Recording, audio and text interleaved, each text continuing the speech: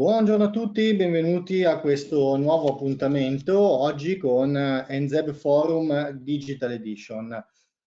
Non vi sarà sfuggito che con NZEB Forum siamo al secondo appuntamento dell'anno. Avevamo cominciato a gennaio, proprio riaperto la nostra attività live on web con questo focus dedicato agli edifici NZEB. Era gennaio, ci eravamo presi come in questa occasione 2 giornate per trattare l'argomento. A gennaio avevamo trattato, diciamo, il tema della riqualificazione in chiave NZEB. Oggi invece abbiamo deciso di splittare un pochino in due l'argomento, quindi oggi verrà affrontato quello che è la progettazione e costruzione di edifici NZEB, quindi trattiamo sia quella che è la nuova costruzione che il tema della demolizione e ricostruzione, mentre domani ci concentreremo prevalentemente su quello che è il tema della riqualificazione. Per noi NZEB Forum diciamo che è un po' un evento importante, no? Abbiamo aperto proprio l'anno dicendovi dell'importanza di questo appuntamento che era capitato in occasione di quella che era la Fiera Climahouse, dove eravamo soliti svolgere questo appuntamento in presenza. Beh, devo dire che grazie a questo strumento, ma ormai lo sapete perché molti di voi ci seguono ormai da 1 anno e mezzo, riusciamo ad arrivare con queste tematiche a tutta la NZEB community, quindi a voi professionisti che vi occupate, che siete interessati a questa tematica, ovunque voi siate, diciamo in tutta Italia, anche se ogni tanto qualcuno ci segue anche dall'estero. Dicevo, per noi tema centrale, importante, e vedete qua accanto a me Lara Bassi della redazione di Azero, a cui intanto do il benvenuto. Benvenuto Lara. Dicevo, tema importantissimo perché proprio poco fa con Lara dissertavamo del fatto che ormai sono 11 anni che pubblichiamo la nostra rivista Zero, che è media partner dell'iniziativa di oggi e che, come sapete, è la rivista dedicata al tema degli edifici a energia quasi zero. 11 anni, poi ce lo racconterà magari meglio Lara. 11 anni fa non era così semplice trovare dei casi studio da raccontare, si doveva andare un po' a cercarli, come si suol dire, col lanternino. Ecco, oggi fortunatamente il lavoro della redazione che Lara rappresenta è un po' semplificato, fortunatamente se ne vedono molti di più. Peraltro siamo un po', diciamo, in un momento d'oro, definiamolo così, perché con quelli che sono il quadro normativo ci ha portato un pochino nella direzione di andare a riqualificare questo nostro patrimonio edilizio che abbiamo ormai capito essere vetusto, stratificato nel corso degli anni, diversificato per quanto riguarda le aree geografiche. Quindi la direzione ci auspichiamo che sia quella giusta e quella corretta. Quindi ovviamente diciamo importante proprio per questo motivo. Io Lara ti lascerei intanto ti do il benvenuto e ti lascerei dare il benvenuto a te e ai nostri professionisti, poi magari prima di partire con il programma ricordo un pochino il tema atti, dove rivedere eventualmente il webinar e l'opportunità come sempre di fare domande. Allora, grazie Marco, do anch'io naturalmente a tutti coloro che sono collegati il benvenuto a questo pomeriggio e anche poi domani, mi raccomando ricordatevi, pomeriggio dicevo dedicato al costruire a basso consumo energetico. Volevo ricordare tra l'altro Marco che il 2021 è l'anno in cui per la normativa italiana tutti gli edifici nuovi e ristrutturati devono essere a energia zero. Per cui questo è un anno cruciale anche sotto questo punto di vista. Una direttiva nata 11 anni fa in Europa che ci ha portato fino a oggi, fino praticamente a 11 anni, a 11 anni dopo a parlare di edifici a bassissimo consumo energetico e come accennavi tu sicuramente la ricerca di edifici di eccellenza da pubblicare sulla rivista è sicuramente semplificata. Semplificata un po' perché sicuramente i progettisti in questo periodo hanno avuto la possibilità anche di prepararsi, quindi frequentando corsi, magari vedendo anche, venendo ai nostri seminari, ai nostri convegni, guardando anche in quest'ultimo anno e mezzo tutto quello che abbiamo proposto poi anche noi sul web. Comunque sicuramente per preparazione dei professionisti, preparazione anche delle imprese, ma preparazione anche del committente finale che se non altro per sentire continuamente parlare di questa emergenza climatica che stiamo vivendo, forse un po' la sensibilità inizia anche a svilupparla nel confronto di questa tipologia di edifici, andando poi a sfatare tutta una serie di leggende che si portano dietro un po' gli edifici a bassissimo consumo energetico.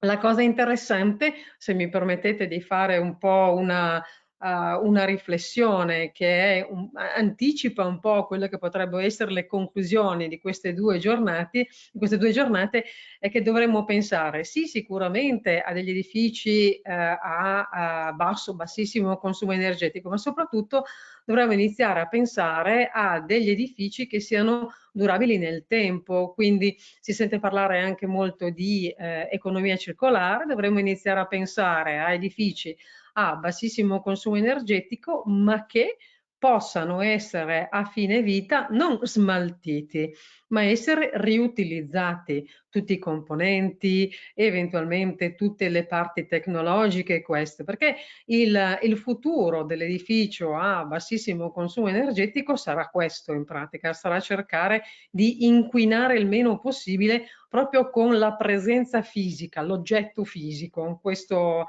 è la certezza. Quindi dovremmo veramente iniziare a pensare, a progettare degli edifici nell'ottica cradle to cradle, dalla culla alla culla.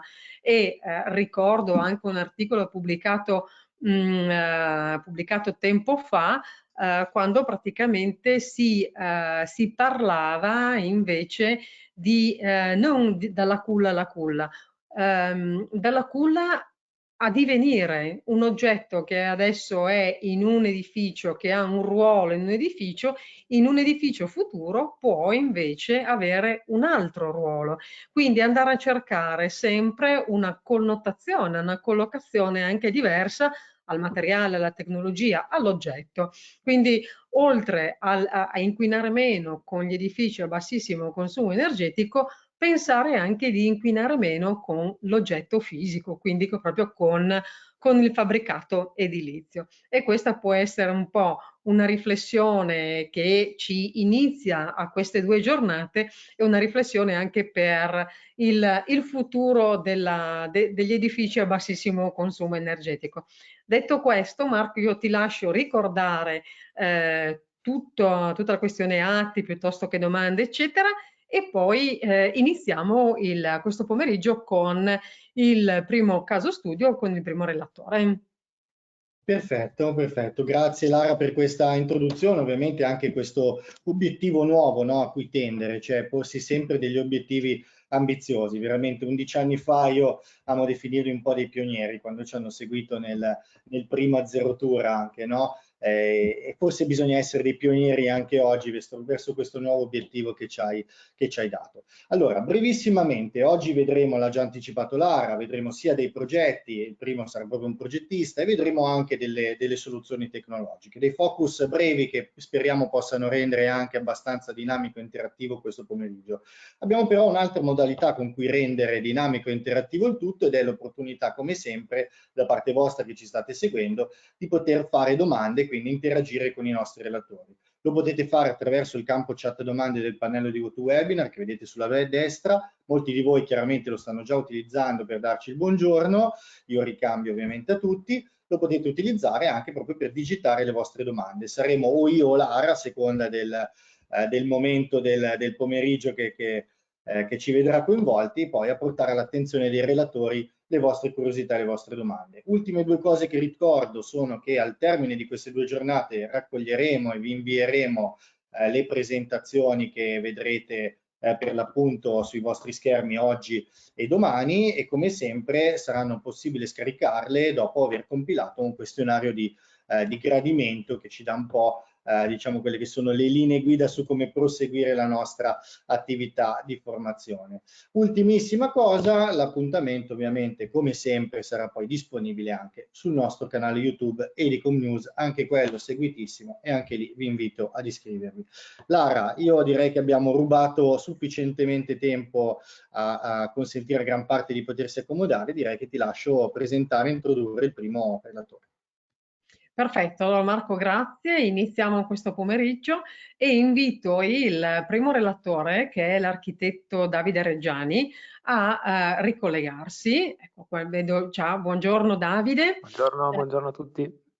Con l'architetto Davide Reggiani andiamo a scoprire effettivamente come si progetta e come si realizza un edificio a bassissimo consumo energetico. Parliamo proprio di standard passive house e nel caso appunto dell'architetto Reggiani andiamo a vedere un progetto naturalmente che è un'abitazione unifamiliare che è stata realizzata a Castelnuovo del Garda. Siamo in provincia di Verona, se non sbaglio, Sì, Davide. esatto. Sì. Andiamo a vedere appunto questo edificio e cerchiamo di capire effettivamente cosa significa progettare edifici a bassissimo consumo energetico. Prego Davide. Perfetto, grazie. Allora io vi ringrazio, intanto ringrazio Lara e ringrazio Edicom e Azero per avermi invitato nuovamente a presentare un progetto in questa cornice, insomma. Cercherò di essere rapido e sintetico, poi se avete domande sono a disposizione. Allora, inizio presentandovi rapidamente chi sono. Io sono un architetto, progettista, sono progettista certificato Passive House e esperto casa clima e da qualche anno sono anche tecnico ufficiale BioSafe per la salubrità dell'area indoor.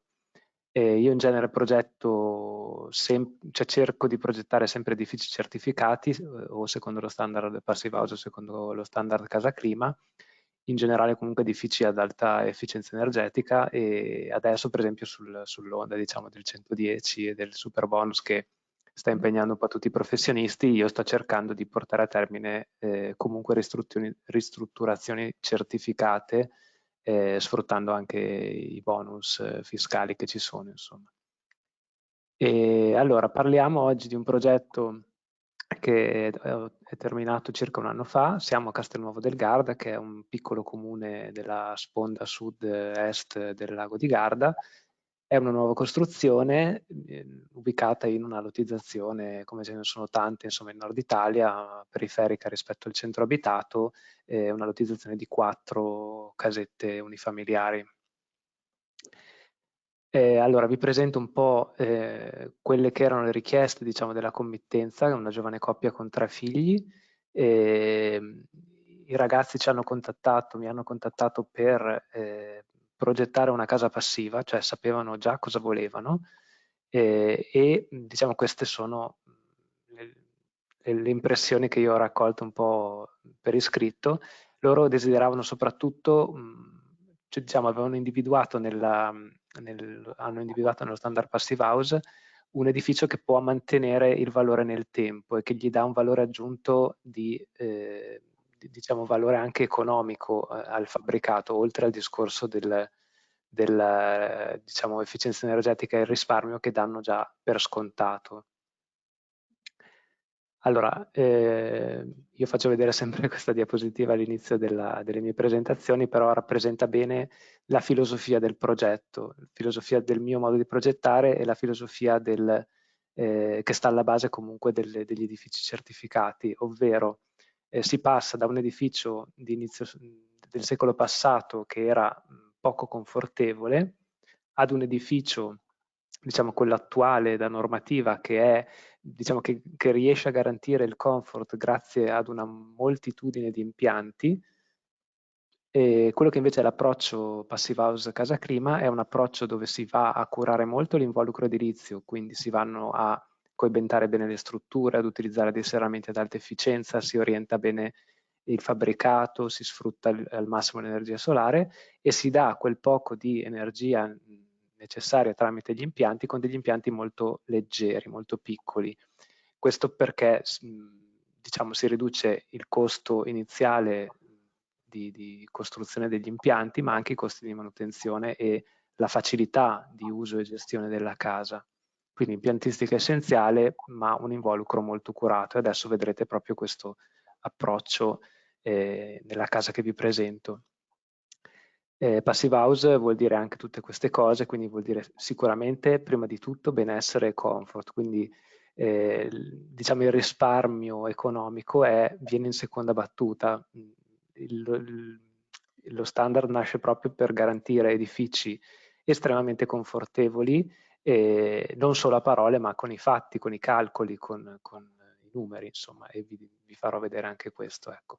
E poi anche come desideravano i committenti di questa casa, un maggior valore economico dato dalla maggiore qualità costruttiva, dal controllo in fase esecutiva che viene garantito dal Passive House Institute, e quindi dalla garanzia di risultati efficaci e dimostrabili e reali.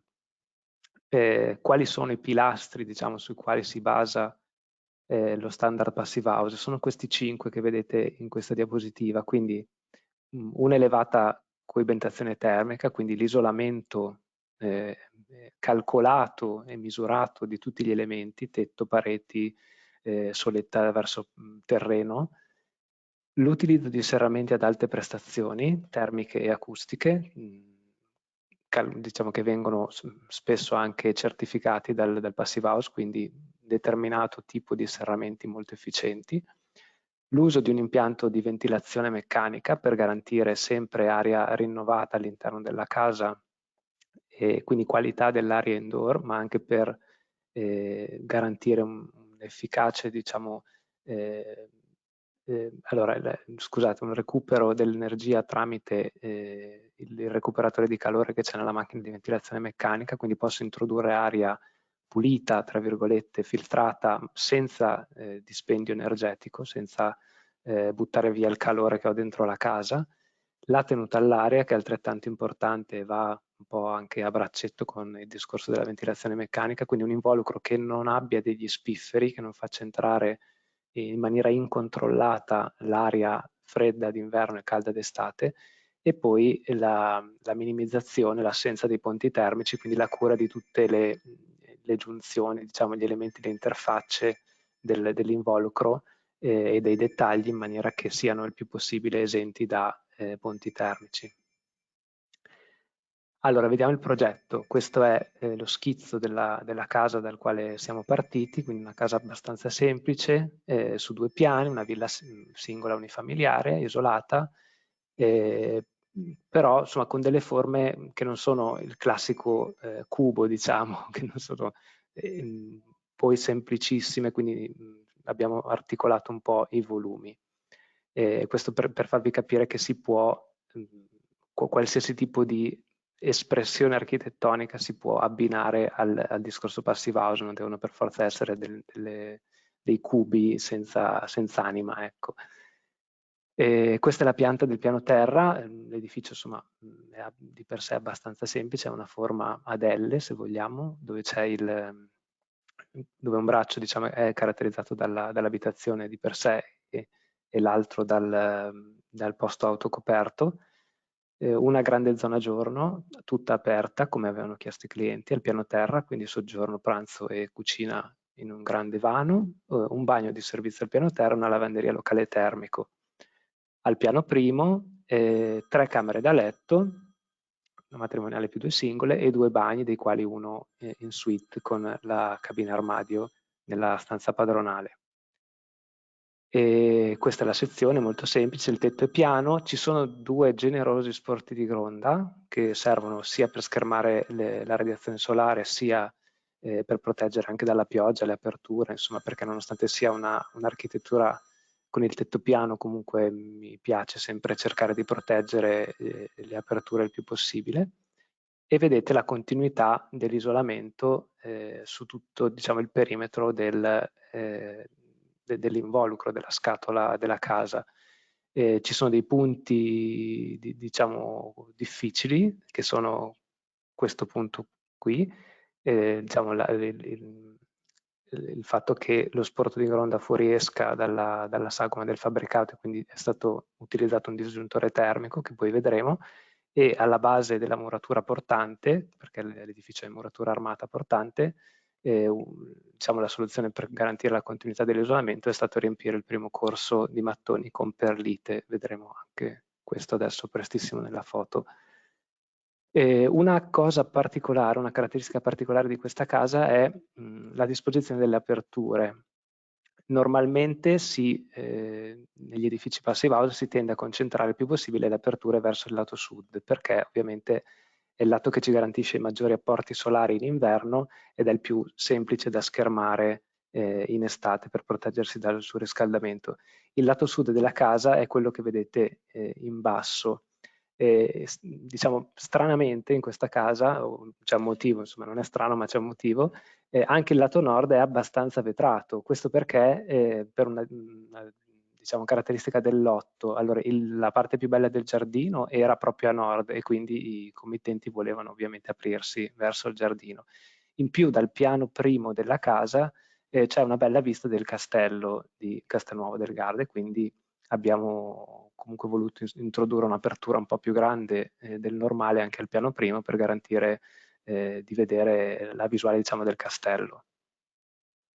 I lati est e ovest invece sono i lati corti, sono meno vetrati, insomma. Allora, vediamo adesso rapidamente un po' le tecnologie costruttive della casa. Allora, come vi ho detto, la casa è costruita in muratura portante di laterizio, muratura armata da 30 cm, poi c'è un cappotto piuttosto generoso da 30 cm in EPS grafite. L'isolamento verso pavimento è realizzato con 20 cm di poliuretano tipo stiferite, così come c'è sempre poliuretano stiferite in copertura in uno spessore di 30 cm. Gli spessori dell'isolante di questa casa sono piuttosto generosi, diciamo, più alti del normale, proprio per il discorso che vi ho fatto prima, cioè la grossa presenza di finestrature lato nord, che comunque mi generano delle dispersioni termiche, il fatto che è una casa piuttosto piccola, singola, quindi con tanta superficie disperdente rispetto al volume che racchiude, e quindi fondamentalmente sono questi due motivi, ecco. Qui vedete delle immagini di cantiere, la realizzazione della muratura armata con il primo corso isolato con la perlite, con i granuli di perlite, come vi ho detto prima. Qua vedete un'altra immagine. Questo serve a dare la continuità, diciamo, tra l'isolamento che ho messo internamente sulla platea di fondazione e il cappotto che c'è esternamente alla muratura.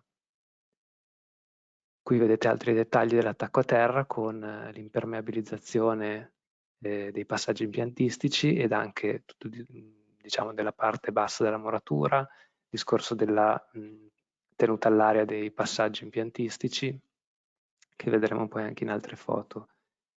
Qui ci sono dei dettagli della posa del sistema cappotto, vedete il pannello in EPS grafite da 30 cm, la posa da manuale, diciamo, col cordolo perimetrale ai 3 punti, l'elemento in EPS idrofobizzato per l'attacco a terra, diciamo la zoccolatura di partenza, di nuovo i passaggi impiantistici, le rondelle, diciamo i tasselli che fissano meccanicamente i pannelli sono stati coperti con delle rondelle, dei tappi in EPS, anche qua per minimizzare il ponte termico.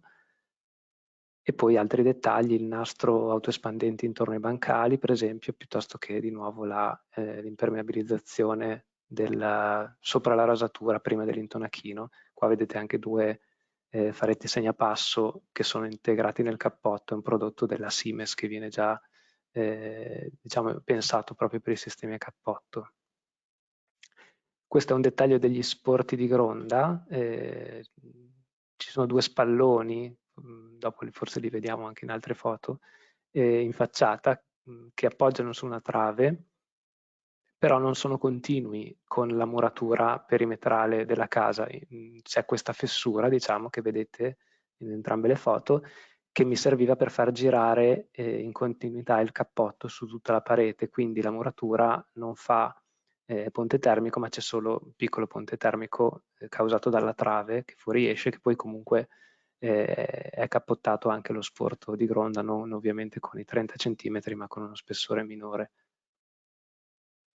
Qui vedete sempre l'attacco a terra dal lato interno, dove si vede quindi anche l'isolamento sul pavimento, i 20 cm di stiferite, e poi l'alleggerito per gli impianti, il pacchetto del pavimento. Tutte le partizioni interne, le tramezzature sono in cartongesso e non appoggiano mai sulla soletta, quindi non generano ponte termico.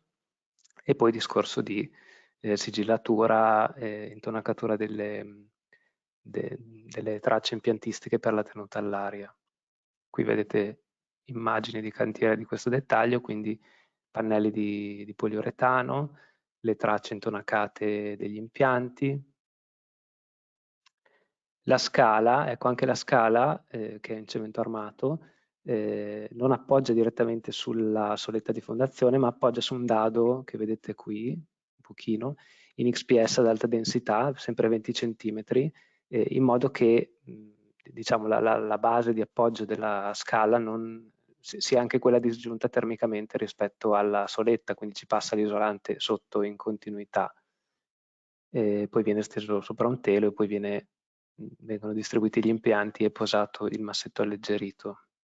Qui vedete altri dettagli di sigillatura per la tenuta all'aria della scala, quindi la soletta di cemento nel punto dove si incastra con la muratura viene sigillata prima di mettere tutti gli strati di finitura per garantire la massima tenuta all'aria anche in quel punto. Di nuovo altre immagini sempre della tenuta all'aria, la sigillatura delle tracce e diciamo tutti gli angoli, gli spigoli, le intersezioni. Questa zona che poi va a finire sotto il pavimento finito deve essere intonacata prima, perché altrimenti rimane senza intonaco quando si fa l'intonaco, perché di solito l'intonaco si fa nella fase in cui ci sono già i massetti dei pavimenti, quindi la parte che rimane sotto il massetto risulterebbe non intonacata. Questo è il dettaglio dello sporto di gronda, del tetto. Qui vedete in tutti gli sporti abbiamo usato dei disgiuntori termici, che sono quelli che si usano anche per i balconi, del tipo Schöck, e poi è comunque stata cappottata anche la veletta con uno spessore più piccolo di isolante. E qua sopra vedete il pacchetto di copertura con i 30 cm sempre di poliuretano, e poi c'è una guaina a spruzzo di poliurea per garantire l'impermeabilità del sistema. Qui ci sono alcune foto della copertura dove vedete i disgiuntori. Qui abbiamo usato diversi metri di disgiuntori, sono una ventina di metri per fare il perimetro dei due sporti, perché insomma sono abbastanza generosi gli sporti. Però ho fatto diverse simulazioni per capire se fosse meglio cappottare lo sporto piuttosto che utilizzare un disgiuntore semplice come questo, o esiste anche un disgiuntore più costoso che isola meglio, ma diciamo che l'optimum economico e termico è stato trovato con il disgiuntore più semplice e un cappottino da 6 cm sugli sporti, perché il disgiuntore più costoso, diciamo più prestazionale, costava di più che fare il cappottino da 6 cm, ecco. Oltre ad avere delle prestazioni un pochino minori. Qui vedete altri dettagli, sempre del disgiuntore, poi alla fine la gettata, diciamo, del solaio. E i serramenti, qui stiamo ripercorrendo i 5 punti che avete visto prima, uno per uno, quindi adesso abbiamo parlato della tenuta all'aria, parliamo dell'isolamento, parliamo anche dei serramenti. Qua vedete dei dettagli costruttivi di come sono stati realizzati, come è stato realizzato il nodo dei serramenti. È stato utilizzato un monoblocco termoisolante per garantire, diciamo, il massimo isolamento del foro finestra, un serramento in legno abbastanza prestazionale con il triplo vetro, insomma, soluzione abbastanza standard per le case ad alta efficienza. Qui vedete dei dettagli del monoblocco che è stato prodotto direttamente dal serramentista su disegno per la casa, quindi è tutto su misura, non sono prodotti prefabbricati. E come scuramento c'è un frangisole a lamelle tipo grisser, quindi c'è poi il suo cassonetto che vedete qua nella parte superiore, e poi è stato fatto un tamponamento, diciamo, per andare a chiudere la zona occupata dal cassonetto esternamente nella parte interna. E anche qui vedete la posa del controtelaio con tutti i nastri di dovere sia dal lato interno che dal lato esterno, le staffe per il fissaggio meccanico, perché il cassonetto è posato appoggiato per qualche centimetro sulla muratura e poi il resto del cassonetto è tutto a sbalzo, lo vedete qui, anche perché insomma lo spessore del cappotto è importante, quindi lo sbalzo del cassonetto è abbastanza elevato e quindi va curato insomma il fissaggio meccanico dei monoblocchi con le staffe. Qui vedete la tipologia di serramento che è stato utilizzato, un serramento in legno sughero. Parliamo adesso degli impianti. Allora, come vi ho detto prima, la scelta, diciamo, Passive House è quella di fare impianti il più possibile leggeri, una volta che abbiamo curato la qualità, diciamo, dell'involucro edilizio. Questa casa funziona con una pompa di calore aria-acqua che produce, diciamo, tutta l'energia necessaria per il riscaldamento e il raffrescamento e anche per l'acqua calda sanitaria.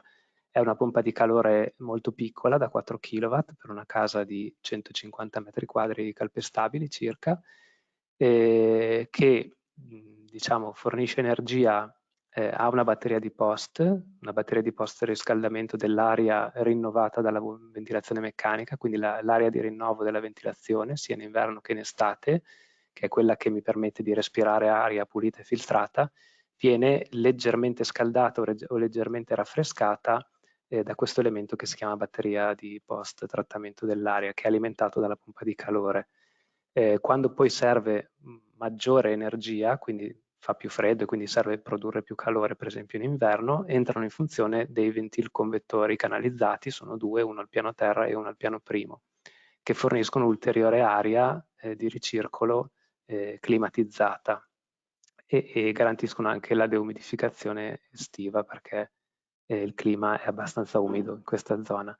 Solo per i bagni e per la lavanderia abbiamo optato per fare un piccolo pavimento radiante, perché è più confortevole rispetto al classico termoarredo elettrico o ad acqua per scaldare il bagno, perché una richiesta dei clienti era quella di avere molto caldo, molto più caldo, diciamo, in bagno rispetto alle altre stanze in inverno, perché insomma sono abituati ad avere i bagni molto caldi, insomma. Questo è lo schema dell'impianto di ventilazione e di climatizzazione della casa. Quindi c'è un impianto di ventilazione in ogni stanza che immette aria fresca ed estrae l'aria viziata. Qui vedete la batteria di post-trattamento che lavora sempre sull'aria diciamo primaria che viene dall'esterno, e poi c'è invece il ventilconvettore sia al piano terra che al piano primo per l'ulteriore, diciamo, trattamento dell'area di ricircolo quando serve. Il ventilconvettore del piano primo è stato curato in maniera particolare, per cui diciamo, l'immissione è comunque attraverso le stesse bocchette della ventilazione meccanica, bocchette distribuite in maniera abbastanza strategica all'interno delle stanze, con l'uso anche di silenziatori, elementi di distribuzione silenziati per dare il massimo comfort possibile all'interno delle stanze. Qui vediamo delle immagini della posa degli impianti, vedete le tubazioni, prima della posa dei 20 cm di massetto alleggerito. Ovviamente le tubazioni da VMC sono abbastanza ingombranti, quindi servono degli spessori più generosi di massetto alleggerito. Qui vedete per esempio la batteria di post e le mandate alle riprese della ventilazione. Qua vedete a sinistra una foto del radiante piccolino solo nei bagni, e la distribuzione per esempio dei ventilconvettori al piano primo.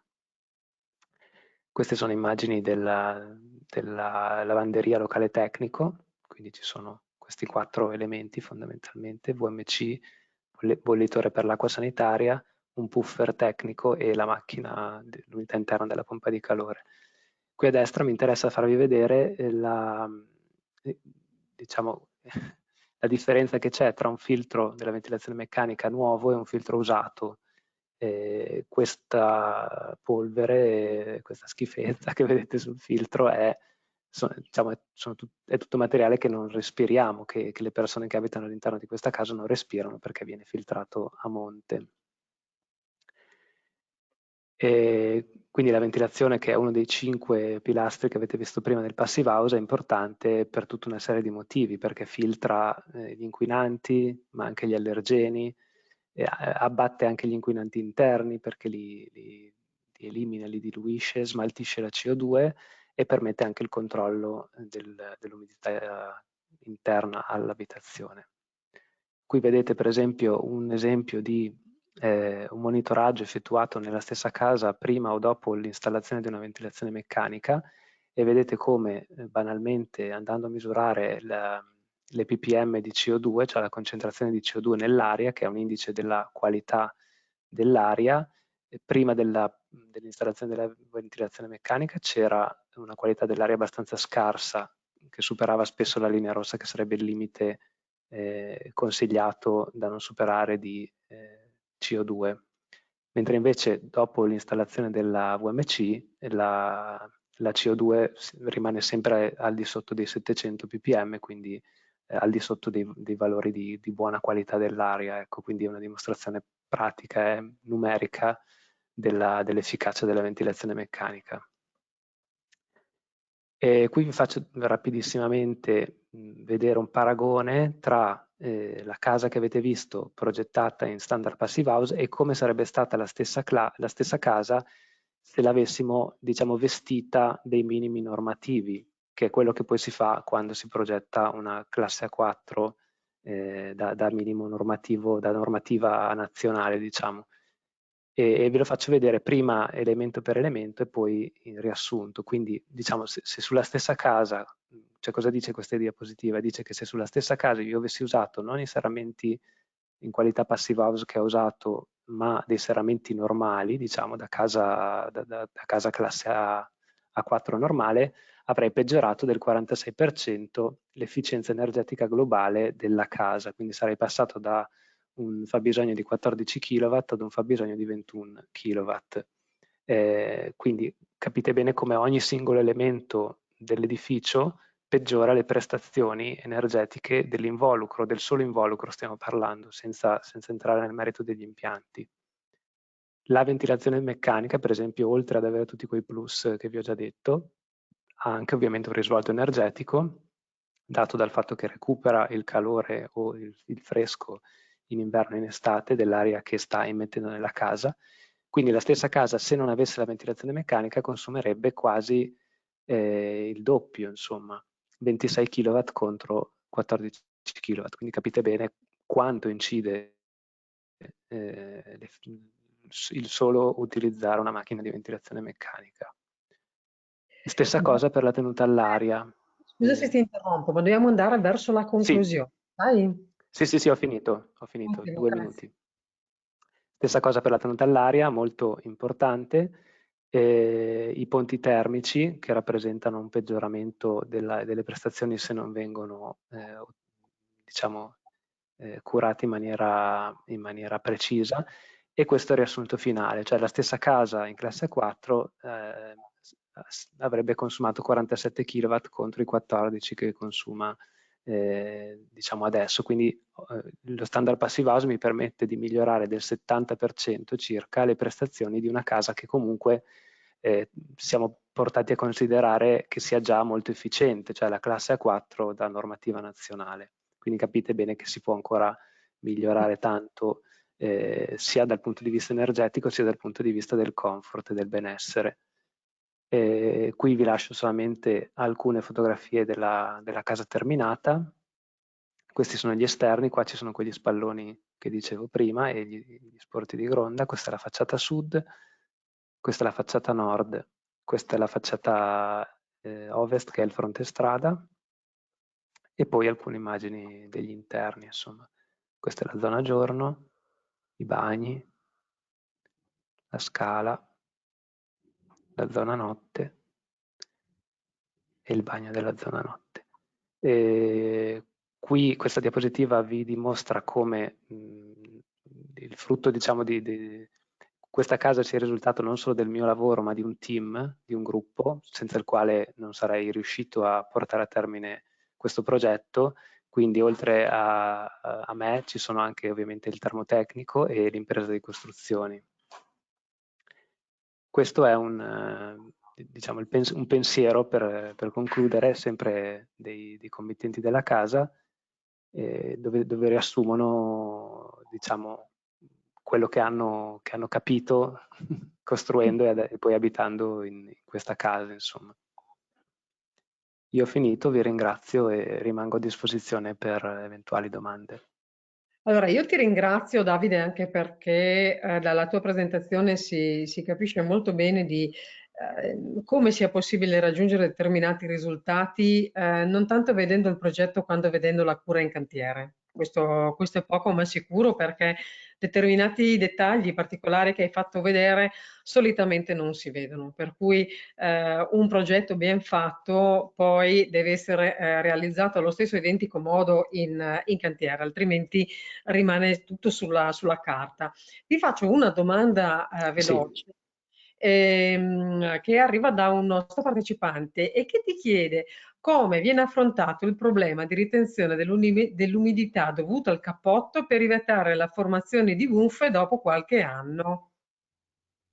Allora, questa è una delle classiche domande che vengono, diciamo, delle classiche critiche che vengono fatte a questo tipo di edifici.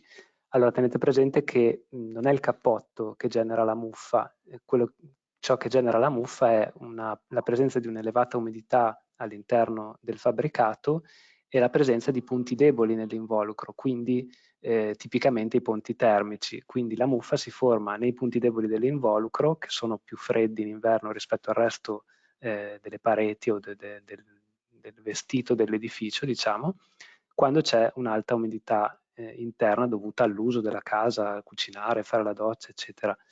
In questo tipo di edifici non esiste nessuna delle due cose, cioè l'umidità non è mai alta perché c'è la ventilazione meccanica che smaltisce in maniera molto efficace l'umidità, soprattutto in inverno. E in più non ci sono i ponti termici, quindi non ci sono punti freddi sui quali si possa generare la muffa perché l'involucro è stato calcolato e curato proprio per non avere questi punti freddi che sono i punti termici.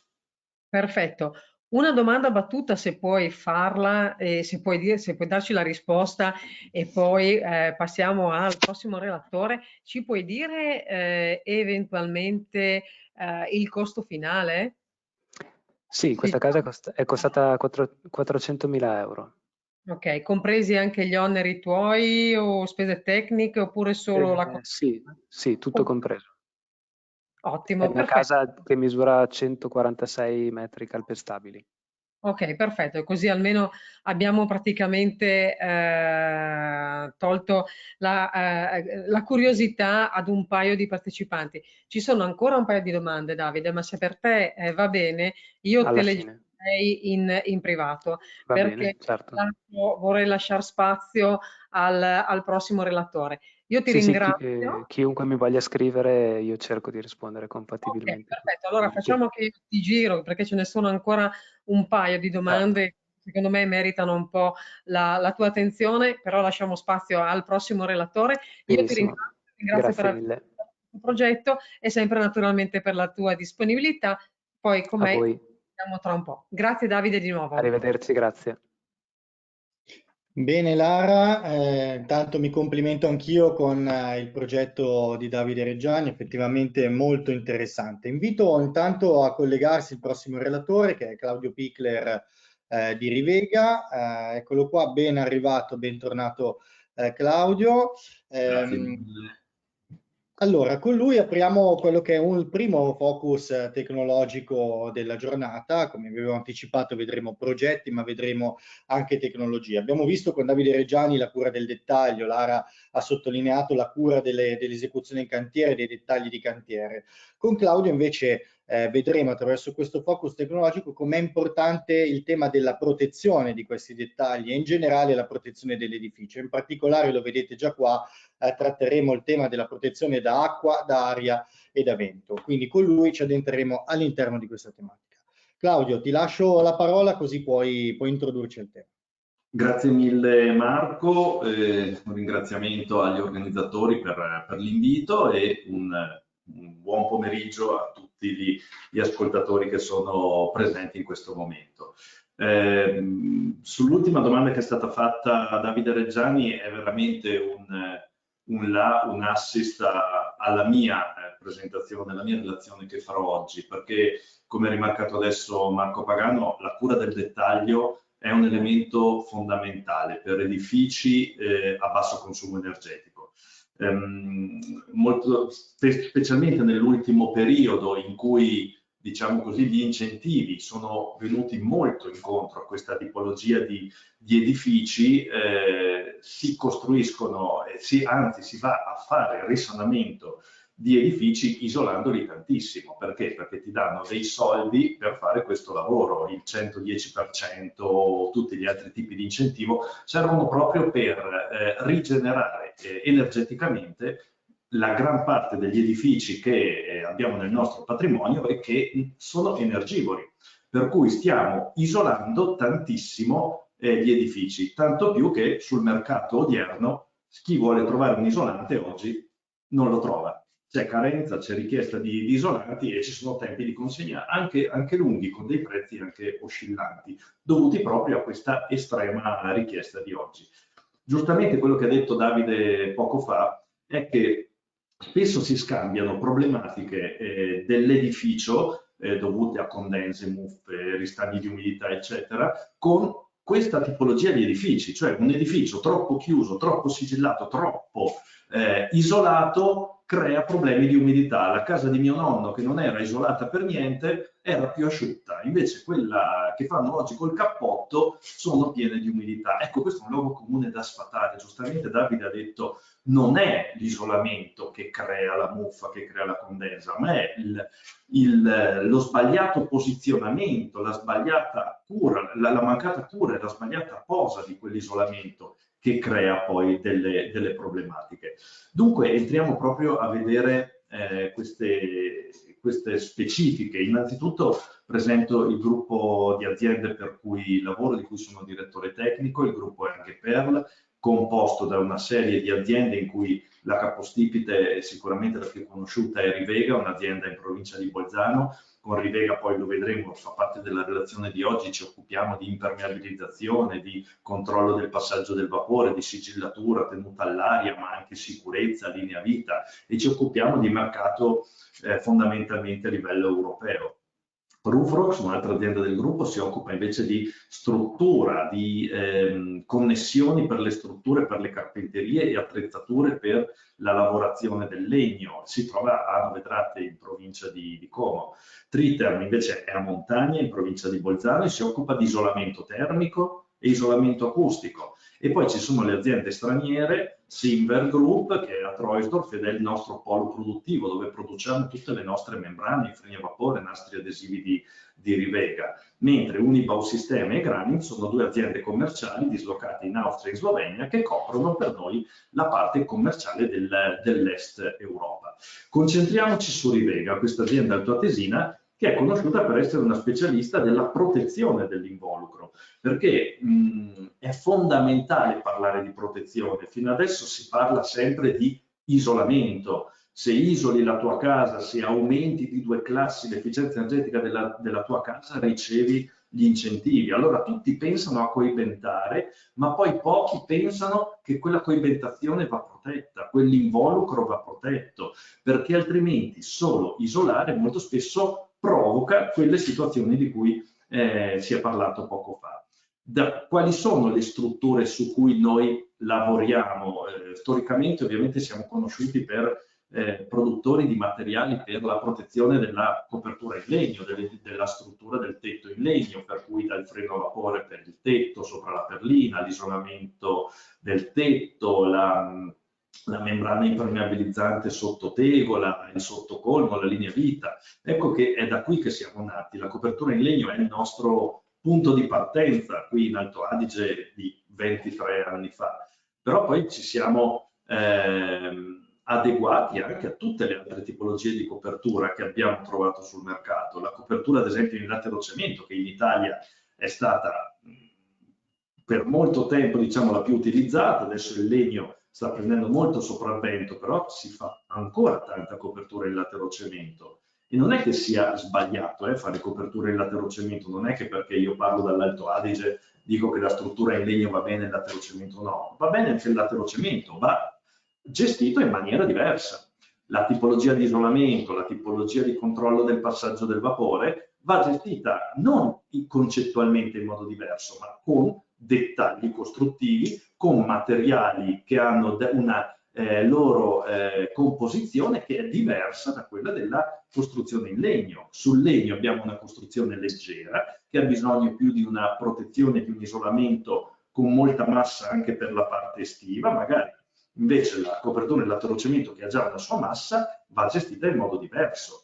Ma l'appoggio magari di un freno a vapore su un tavolato in legno piuttosto che su una caldana in cemento ha un attrito diverso, ha bisogno magari di una grammatura diversa, per cui anche questi dettagli sono fondamentali e importanti. La cura del dettaglio non vuol dire solo come chiudere bene l'isolante intorno a una spalletta, vuol dire anche scegliere il prodotto giusto per il tipo di struttura giusta. Si può passare poi a parlare di edifici con struttura in legno. È solo l'edificio con struttura in legno che va bene per fare edifici certificati come Casa Clima, Passive House? No, abbiamo appena visto Davide Reggiani che ci ha fatto vedere un edificio in muratura, per cui possiamo lavorare con il legno, che sia in Ixlam, che sia a telaio, possiamo lavorare con la struttura in muratura, possiamo lavorare con le strutture in calcestruzzo cellulare, possiamo lavorare anche con le strutture metalliche. Adesso qui si stanno ristrutturando molti centri delle città, parlo ad esempio, Marco, tu sei di Milano, Milano è un cantiere da anni che è un cantiere enorme, molte strutture sono fatte in questo modo, strutture metalliche che poi vengono rifinite con tamponamenti a secco, con pannellature, cartongesso, fibrocemento, isolanti minerali, e sono edifici che possono portare un'efficienza energetica altissima, però ovviamente sono, come lo vediamo qua, dei possibili colabrodo dal punto di vista del ponte termico e della tenuta all'aria se non vengono progettati e gestiti a livello di cantiere in maniera corretta. Quindi qualsiasi tipologia strutturale è idonea a fare un edificio a basso consumo. Io posso costruire in qualsiasi modo, devo curare i dettagli.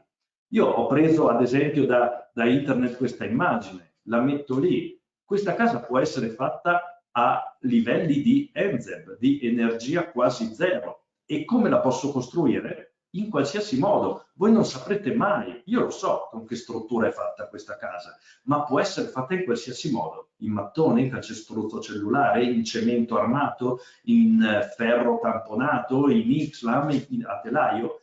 Qualsiasi struttura può essere fatta. Ma un edificio di questo tipo, che vedete un'edilizia, chiamiamola moderna, perché ci sono tanti volumi, ci sono tetto spiovente, c'è la terrazza, ci sono più volumi verticali, ci sono installazioni tecniche sulla copertura, ci sono tutti i crismi di un'edilizia moderna che ha bisogno di una cura del dettaglio altissima.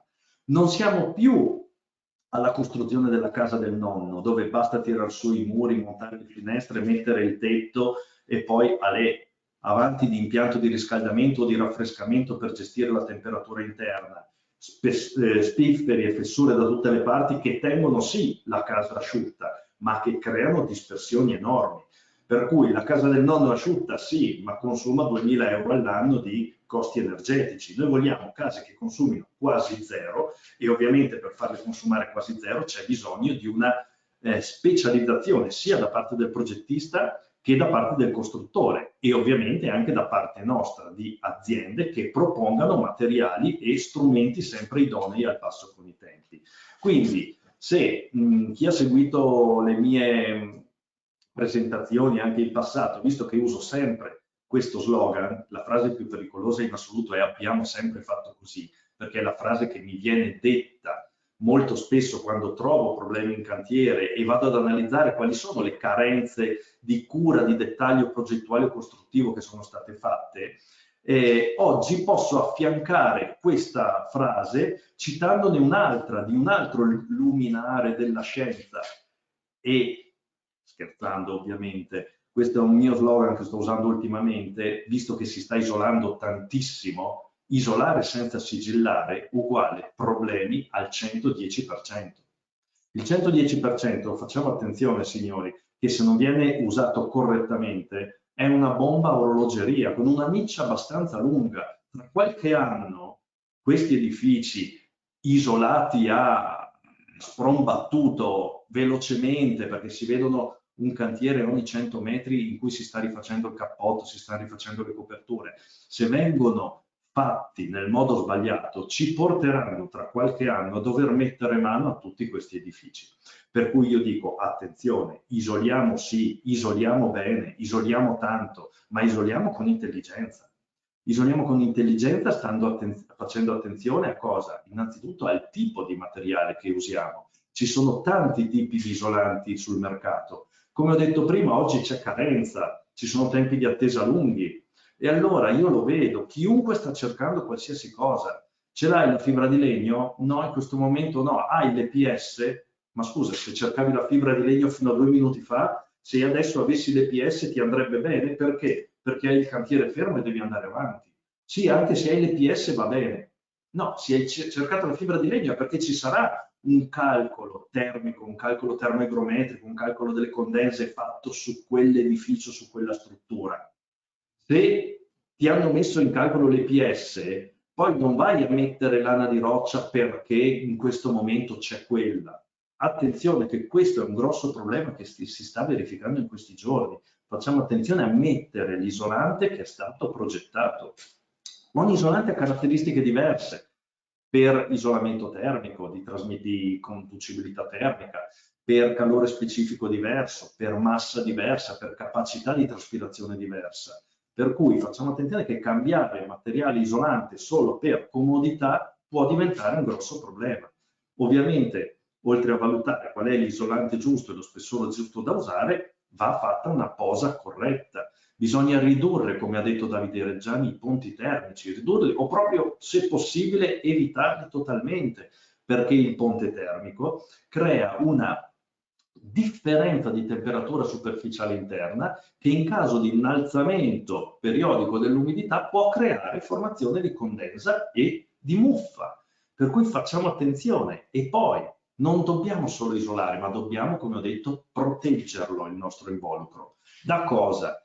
Lo vediamo in questa immagine molto stilizzata e sintetica. Dobbiamo proteggerlo ovviamente dall'acqua esterna. La nostra casa va impermeabilizzata in tutti i punti dove è possibile il contatto con l'acqua, per cui tetti, pareti, ma anche dal vento. Il vento picchia ovunque, per cui dobbiamo creare un'ermeticità al vento. Questa linea azzurra esterna deve essere uno scudo che ci difende da qualsiasi possibile introduzione del vento dall'esterno. Così come quello scudo rosso invece che all'interno è la linea di tenuta all'aria. La casa, quando la riscaldiamo in inverno, aumenta la sua pressione interna che spinge per uscire verso l'esterno. E cosa fa? Porta con sé umidità. Per cui se noi lasciamo degli spifferi aperti in inverno, uscirà quest'aria creando problemi. Attenzione anche alla base. Dobbiamo difenderci dalla risalita dell'umidità, specialmente se lavoriamo con edifici in legno che risentono molto del contatto di umidità dal basso. Scusate. Quindi quali sono i punti deboli del nostro edificio? Anche qui un altro disegnino molto stilizzato, ma che ci rappresenta molto bene quali sono, e ne abbiamo tantissimi. Tutto il perimetro del nostro edificio è un enorme punto critico. Vediamo che abbiamo dove ci sono tutte le connessioni tra materiali diversi, per cui i solai che si appoggiano sulle pareti, il tetto che si appoggia sulle pareti, il serramento che diciamo così, crea un vano e un contatto diverso di materiali diversi tra parete e struttura del serramento e del controtelaio.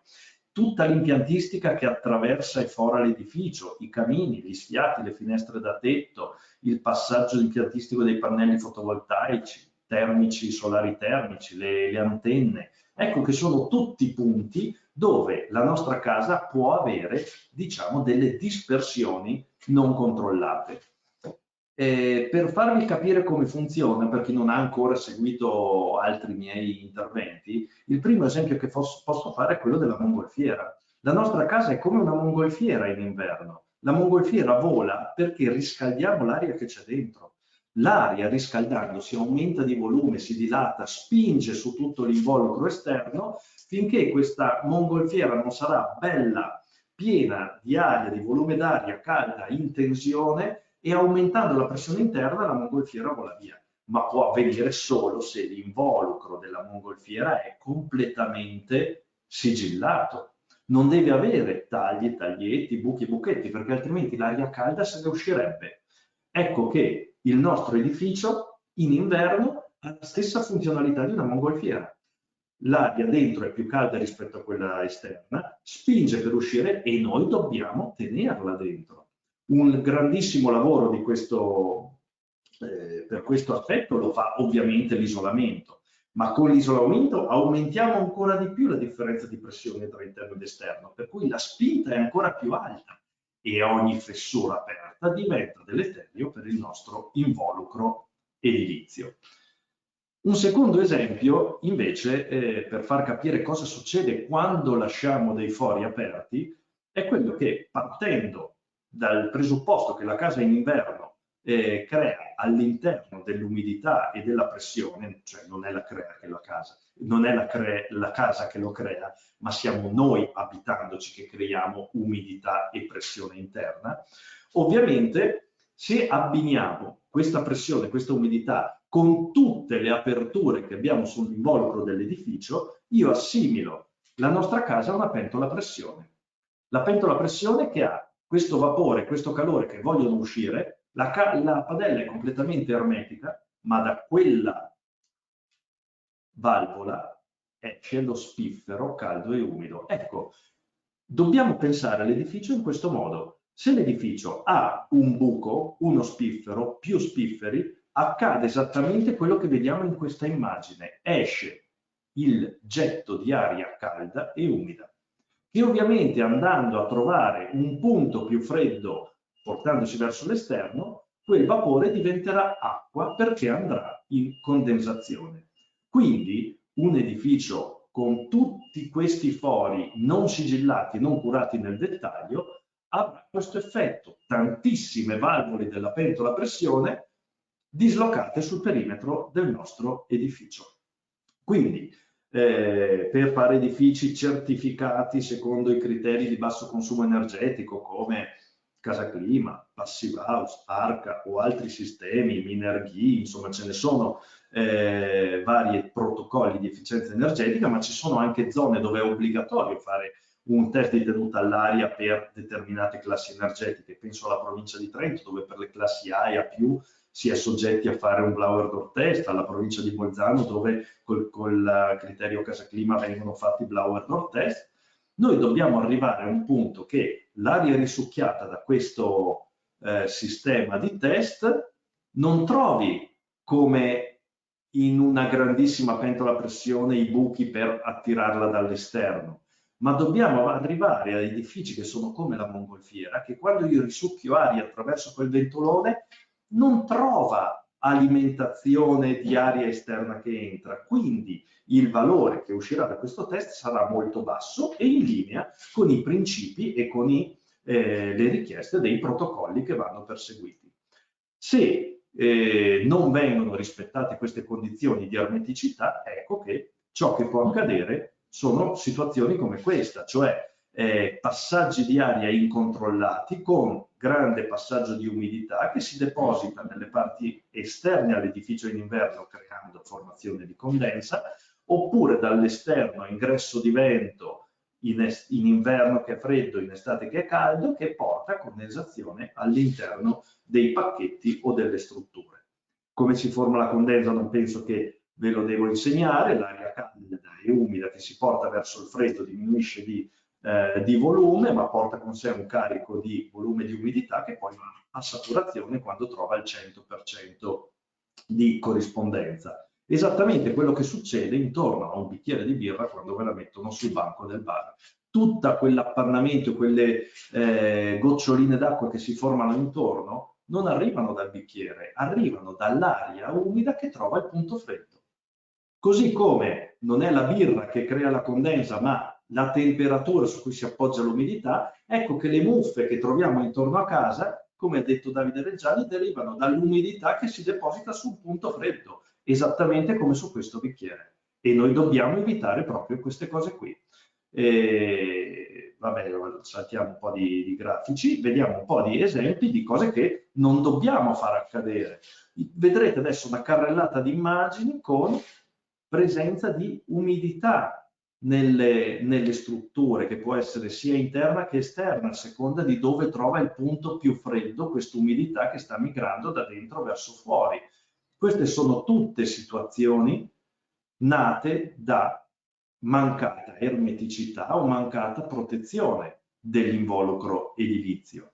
Qui le vediamo accompagnate anche con delle termografie fatte dall'esterno, fatte in inverno, per cui quelle macchie chiare che vedete nelle termografie sono l'aria calda che sta uscendo e provoca situazioni come queste, cioè l'umidità che esce e va a creare problematiche nelle strutture. Qui vedete sulla sinistra acqua, sulla destra vedete il fenomeno dell'aria calda in uscita verificata attraverso la macchina termografica. Quindi queste sono tutte situazioni verificate dal vivo dove non c'è stata la corretta sigillatura dall'interno verso l'esterno o viceversa. Queste sono situazioni reali. Quindi cosa propone un'azienda come Rivega per prevenire queste situazioni? Ovviamente partiamo dal nostro core business, ciò per cui tutti ci conoscono, gli schermi al vapore e le membrane traspiranti che ci servono per il tetto, che sia tetto in legno, che sia tetto in laterocemento, per i rivestimenti interni delle strutture a telaio, per i rivestimenti esterni ad esempio delle facciate ventilate. Ovviamente tutta la sigillatura. La sigillatura si può fare con i nastri adesivi acrilici, che possiamo utilizzarli per la sigillatura di tutti i sormonti e le interruzioni di freni e membrane, per la sigillatura di tutte le connessioni delle case in legno, per la sigillatura di tutti i punti critici anche negli edifici in muratura.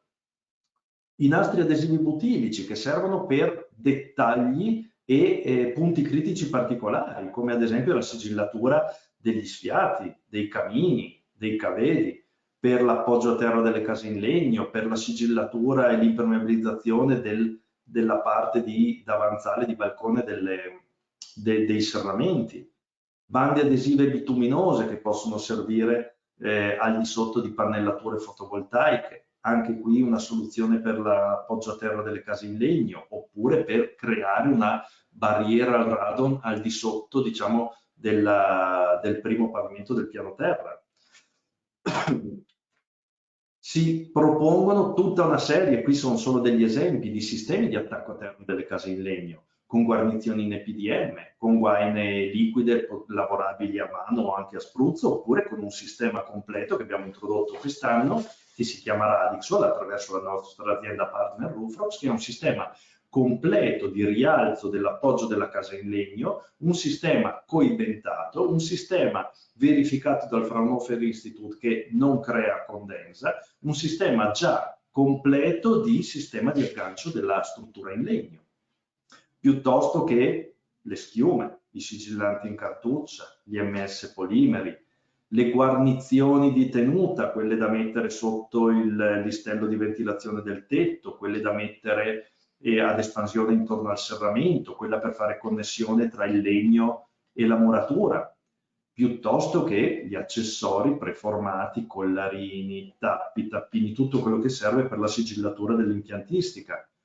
Per la serramentistica abbiamo un programma completo di nastri intonacabili, di profili di collegamento tra cappotto e serramento, abbiamo già visto anche le schiume, abbiamo visto i sigillanti, le soluzioni per il davanzale, così come tutta la serie di accessori che servono per tutte quelle soluzioni critiche, difficili da inventarsi giorno dopo giorno. Quindi ciò che proponiamo noi è tutta innanzitutto creare attenzione al fatto che la sigillatura è fondamentale, la protezione, il controllo del vapore, l'impermeabilizzazione sono elementi fondamentali da accompagnare al sistema isolante per garantire la durabilità sia del sistema isolante che della struttura dell'edificio. Per cui ovviamente il sistema isolante è fondamentale, importante, ma va accompagnato anche con tutta una serie di attenzioni di cui ho parlato fino ad ora. Concludo con questa frase: iniziare magari un nuovo cammino può spaventare se qualcuno oggi qui è collegato per la prima volta in approccio a questi sistemi costruttivi, ma vedrete che passo dopo passo ci si rende conto come sia più pericoloso oggi costruire come facevano i nostri genitori e i nostri nonni, perché isolando di più abbiamo bisogno di fare molta più attenzione a tutti gli aspetti critici dell'edificio. Bene, grazie Claudio. Ti faccio una domanda collegandomi a una domanda che è arrivata da una professionista che ci sta seguendo. La domanda che ci fa è se le aziende installatrici sul territorio sono certificate. Io l'allargo un pochino. Tu hai accennato prima più volte alla tematica del super bonus, facendoci un po' percepire come sì, un'opportunità forte, ma attenzione, anche una grande bolla che sta portando, verosimilmente porterà con sé diverse problematiche. Parimenti noi vediamo quella che è, da un punto di vista di Rivega, una gamma veramente molto specifica e dettagliata per la soluzione di quelli che sono tutti i dettagli. I dettagli sono tantissimi, voi state cercando di andare nella direzione di avere un prodotto, una soluzione per risolvere qualsiasi dettaglio. Mi chiedo se questo viene anche incontro a quelli che sono dei possibili errori di cantiere, quindi mi rifaccio al tema dell'installazione certificata, perché da un lato c'è il professionista che è giusto che si formi su questi temi, dall'altro poi c'è l'esecuzione in cantiere che abbiamo visto essere fondamentale. Come vi ponete nei confronti di questo tema? Riuscite a formare delle imprese? È particolarmente complesso posare questi sistemi? Allora, la formazione, per noi la formazione è un elemento fondamentale, sia quella per i tecnici che quella per le imprese. Non tralasciamo nulla, perché tutto parte da una buona progettazione che poi deve essere accompagnata da una corretta esecuzione. Per cui da quando siamo nati, da 23 anni, ci occupiamo di fare formazione a entrambe le categorie, sia chi progetta che chi realizza. Noi abbiamo sempre tutti gli anni un folto calendario di eventi, sia di formazione dei tecnici che di formazione pratica per le imprese. In azienda da noi abbiamo allestito da diversi anni si chiama RTC, Rivega Training Center, dove proprio addestriamo tutte le tipologie di artigiani e di impresari alle varie situazioni di posa. Facciamo i corsi per la posa delle coperture, i corsi per la posa del cappotto, i corsi per la posa della linea vita, per i corsi specifici per le case in legno, cioè per i serramenti. Abbiamo veramente una variabilità di formazione. Le aziende che ci seguono da anni oggi non devono avere nessuna paura, perché se hanno già fatto la formazione da noi continuativamente negli anni, si trovano già preparati ad affrontare questo tipo di edilizia, di cui noi parliamo ormai da tantissimi anni. Ma chi dovesse approcciarsi per la prima volta o essere, diciamo così, nuovo di questo tipo di edilizia, anche contattandoci troviamo sicuramente i corsi corretti per farvi la formazione. Se si parla poi prima è uscita anche la parola certificazione della posa, ad esempio oggi ci sono alcune categorie che hanno delle certificazioni di posa, penso al posatore di serramenti, al posatore di cappotti, in cui esistono delle norme specifiche dedicate proprio alla formazione, con il relativo patentino, esame patentino, eccetera. ci occupiamo per quelle categorie anche di quelle tipologie di posa, organizzando anche corsi con esami per serramentista, capottista di categoria. Bene, perfetto. A proposito di contatti, vedo che ti troviamo un po' anche su tutti i social, ricordaci i contatti dove poter appunto raggiungere. Questa ultima slide si vedono i contatti dove mi si può trovare, ho messo in evidenza sia la mia mail che il mio numero di telefono per chi avesse bisogno di un contatto diretto. Poi noi abbiamo una rete di consulenti tecnici sparsa su tutta Italia che è rintracciabile nell'area contatti del sito rivega.com indicato qui, e poi per chi vuole seguirmi anche sui social dove quasi quotidianamente pubblico cantieri, novità, eccetera, sia su Facebook che su LinkedIn che su Instagram. Vedete qua tutti i miei indirizzi dove poter chiedermi il contatto per essere aggiornati su ciò che proponiamo quotidianamente. Bene, perfetto. Io ti ringrazio, Claudio, per averci introdotto appunto a questa tematica. Invito di nuovo a ricollegarsi Lara Bassi perché procediamo con i casi studio adesso. Grazie Marco, riprendiamo questo percorso che noi stiamo facendo nel nostro paese alla scoperta di edifici a bassissimo consumo energetico.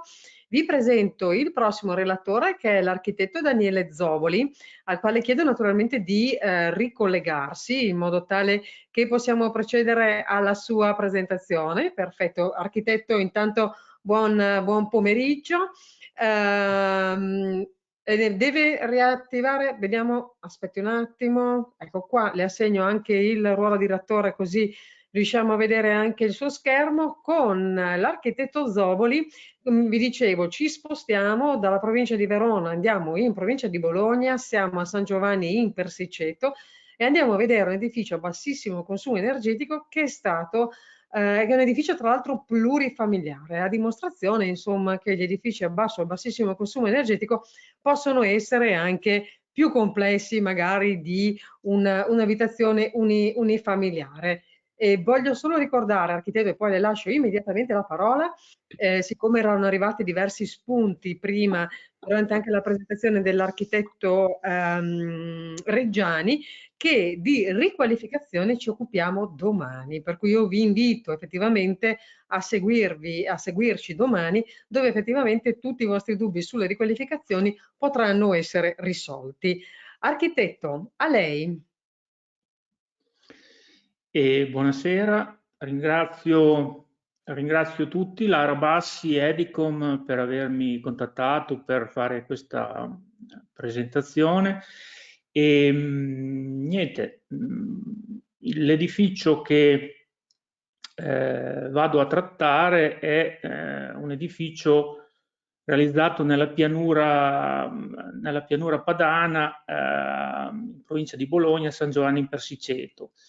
È un edificio plurifamiliare, per cui la scommessa è stata quella di poter realizzare lo stesso un edificio a basso consumo, senza standard molto importanti come lo standard Passive House, per cercare un po' di fare un compromesso tra un intervento che possa essere di ottima qualità e un intervento che abbia anche le caratteristiche di avere una buona economicità, nel senso che l'impresa che ringrazio e che ha deciso di fabbricare questo edificio, che si chiama Ecocase, è una società di Nonantola in provincia di Modena, ha voluto tentare questa scommessa perché posso dire che i costi e la vendita soprattutto dell'immobiliare, degli appartamenti e degli alloggi nuovi dopo la crisi del 2008 è un problema ancora molto sentito, per cui non sono tantissimi quegli imprenditori che si che cercano di avventurarsi in una strada che può essere un po' complessa, nel senso che bisogna curare molti dettagli, bisogna avere il personale qualificato e alla fine riuscire a fare anche un prodotto che possa essere vendibile sul mercato. L'intervento comunque, vi do subito la conclusione, dal punto di vista immobiliare ha funzionato molto bene, perché gli alloggi, ormai il cantiere si è chiuso da circa un anno, un po' meno di un anno, gli alloggi sono stati tutti venduti, per cui il risultato da questo punto di vista c'è stato. Il progetto comunque, io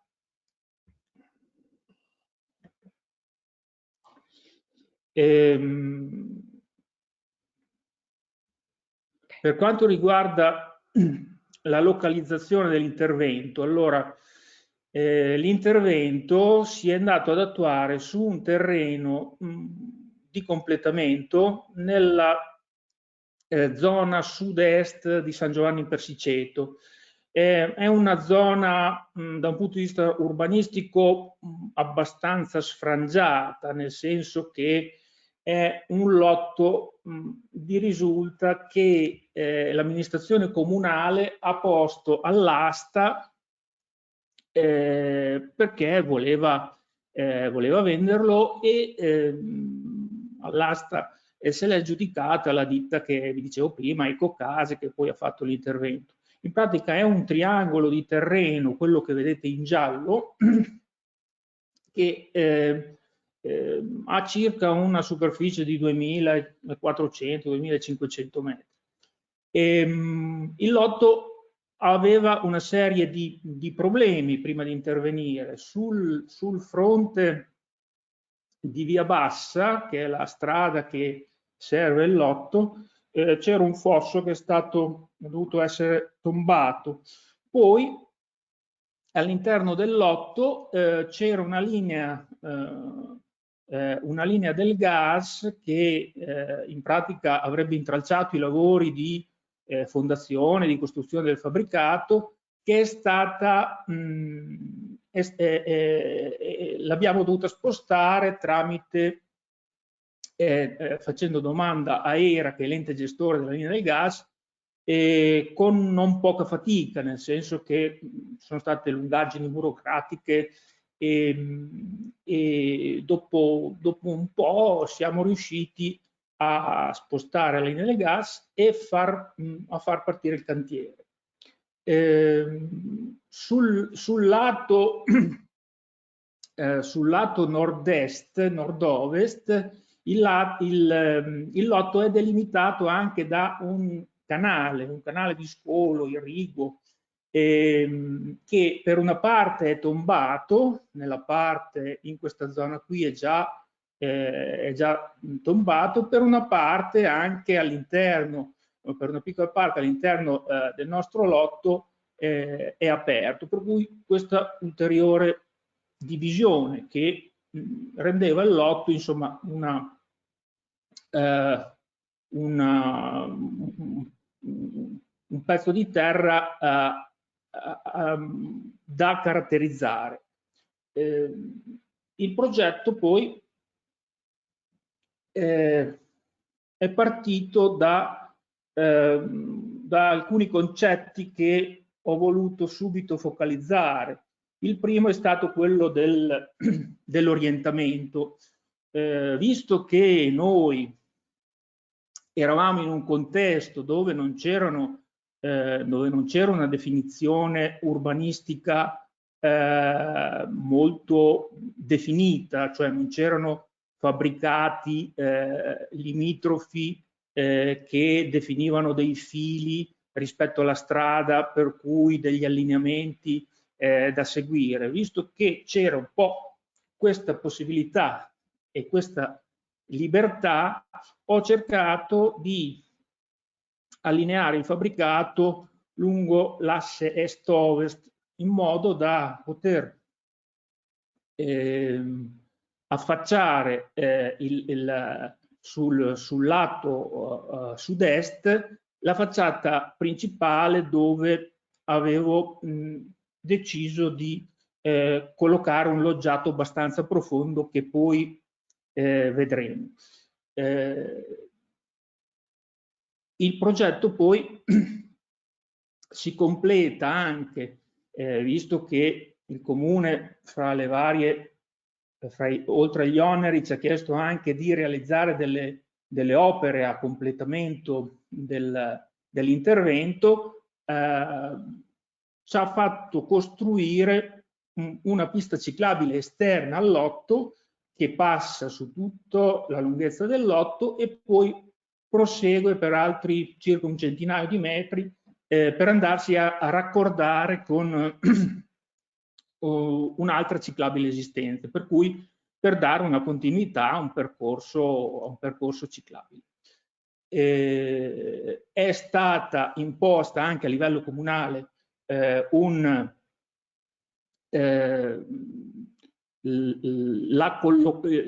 il discorso della cisterna dell'acqua piovana, perché il regolamento edilizio di San Giovanni lo impone soprattutto nelle nuove costruzioni, e la cisterna dell'acqua piovana è stata messa sul retro con una capacità di circa 30 metri cubi di acqua. Il fabbricato è composto da 9 alloggi e in pratica di questi 9 alloggi 5 sono delle unità indipendenti, cioè nel senso che hanno un accesso autonomo, adesso vediamo se si riesce a localizzare, hanno un ingresso autonomo con il loro accesso e un'area anche di sedime esclusiva, per cui 5 di questi alloggi hanno accesso autonomo, mentre gli altri 4 hanno accesso condominiale, da cui si accede dal centro e c'è una scala condominiale. Il discorso dell'orientamento, che dicevo prima, in pratica è quello un po' che ha generato la caratterizzazione principale di questo fabbricato, che è il loggiato davanti. Infatti, essendo affacciato sul lato sud-est, possiamo vedere come il loggiato, che è un loggiato abbastanza profondo, intorno ai 2 metri, quasi 3 metri di profondità, ha la possibilità di schermare i raggi del sole durante l'estate e la possibilità invece di accogliere, visto che sul loggiato sono affacciate grandi superfici vetrate, di accogliere i raggi del sole che per irraggiamento riscaldano l'interno degli alloggi.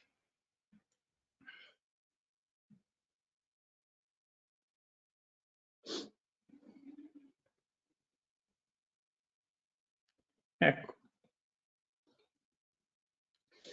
Il progetto, come dicevo, è l'edificio composto da un piano interrato, un piano rialzato, un primo piano e un secondo piano, per cui altezza abbastanza contenuta, e il discorso del seminterrato ci permette di in pratica riuscire ad utilizzare il piano seminterrato, che è il piano rialzato, che sarà raccordato dal lotto con un terreno in pendenza, e ci permette infatti di poter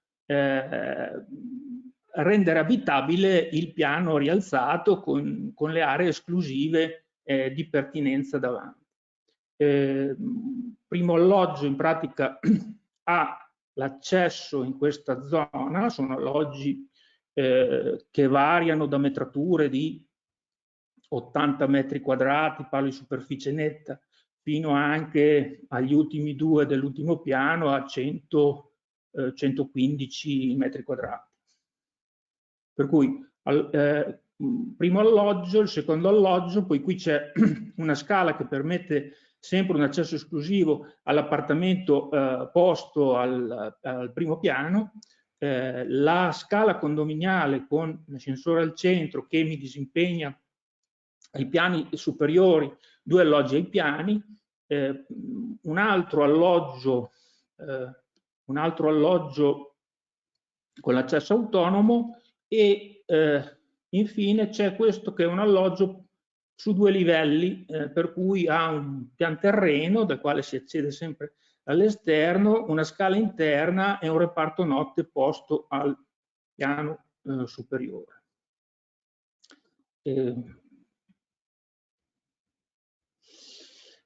Ecco, ai piani superiori si vede l'andamento, la distribuzione degli alloggi. Ecco, la cosa che il loggiato che, scusate ma non sono troppo pratico, per cui perdonatemi se sono un po' maldestro, ma ecco, il loggiato ha questa caratteristica per cui permette un utilizzo anche come vero e proprio soggiorno all'aperto durante sicuramente l'estate, durante i periodi di bella stagione, la possibilità di mangiare e di rimanere all'aperto. Per cui le superfici, come vedete, sono 22 metri, 24 metri, per cui superfici molto, molto generose. Il fabbricato è costruito in pratica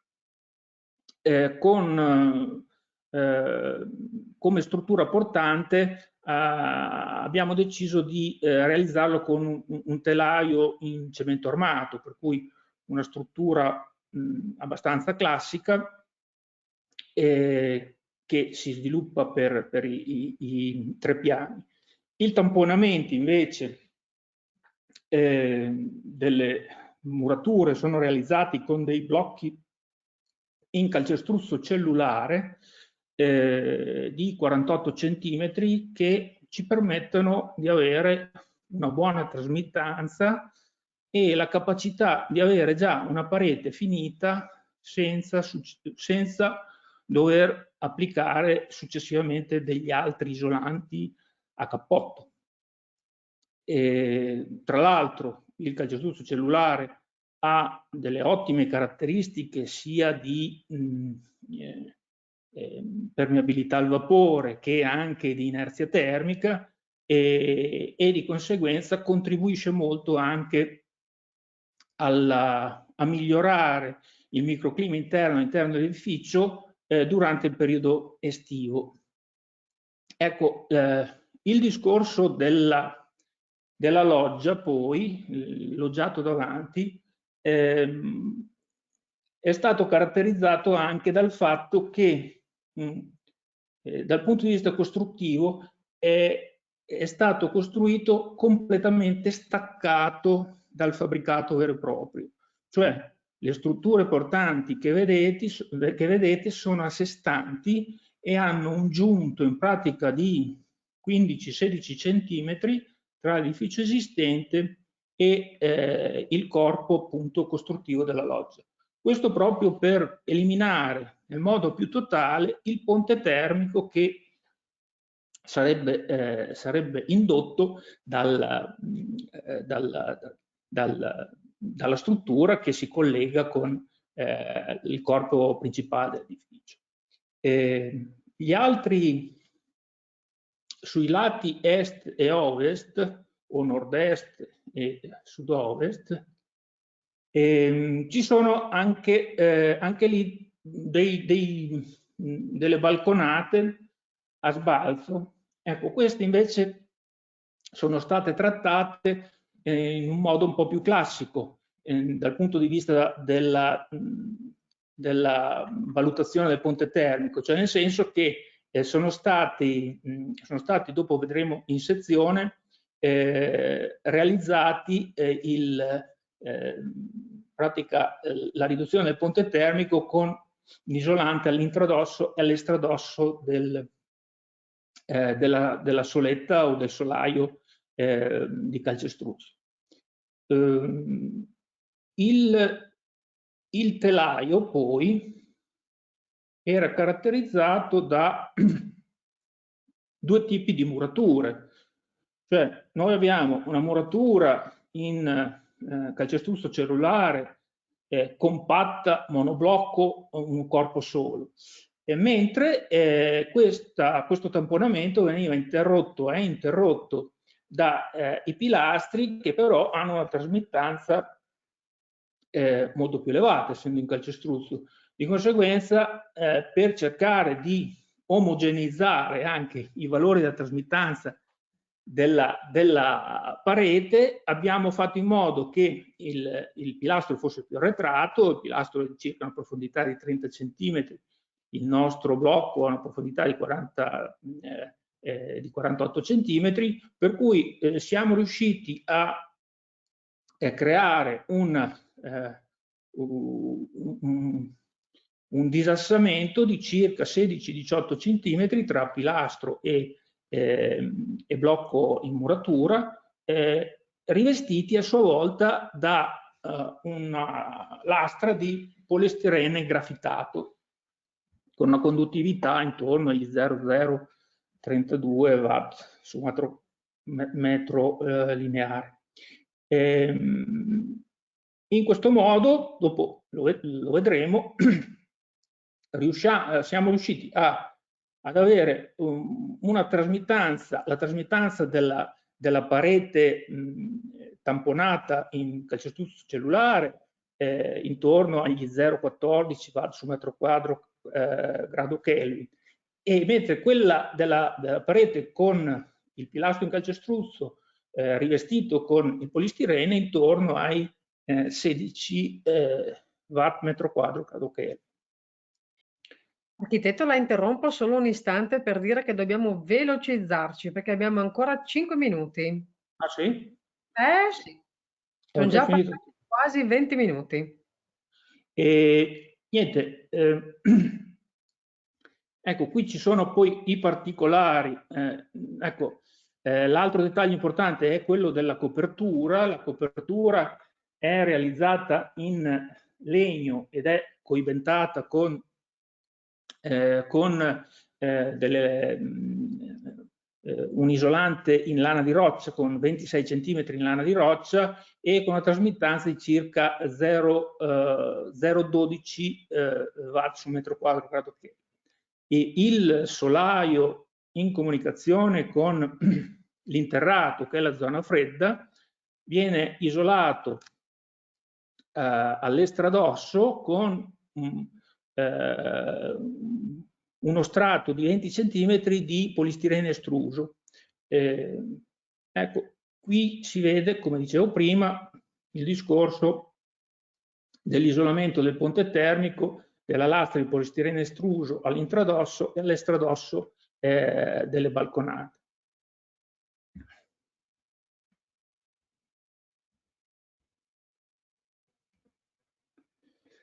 Qui nel dettaglio si vedono un po' la definizione dei materiali utilizzati con spessori.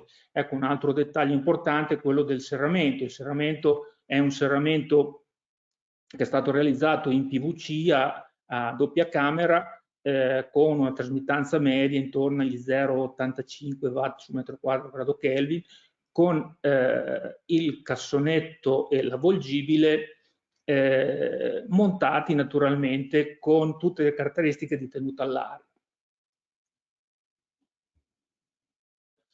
Il cantiere, come si vede, allora la struttura portante in calcestruzzo, il primo solaio realizzato con un predal con delle delle parti di alleggerimento in polistirene estruso. Il predal è dettato dal fatto che sotto, essendoci un interrato, avevamo da rispettare delle caratteristiche antincendio almeno RAI 60, e il predal riusciva ad assolvere a queste funzioni.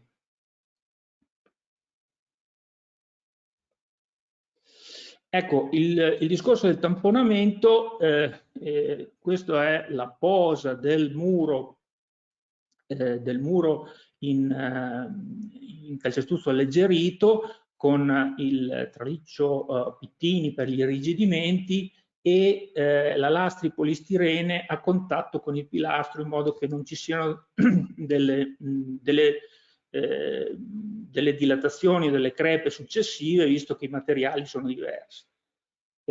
Sopra si vede anche la sigillatura che è stata fatta durante la posa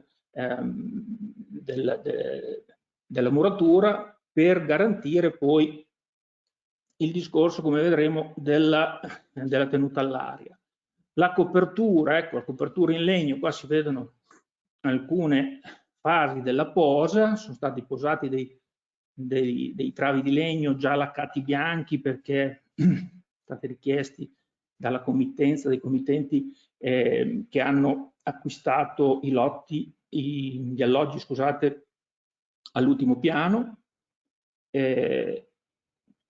La coibentazione con la lana di roccia e la chiusura della copertura con questa lamiera coibentata,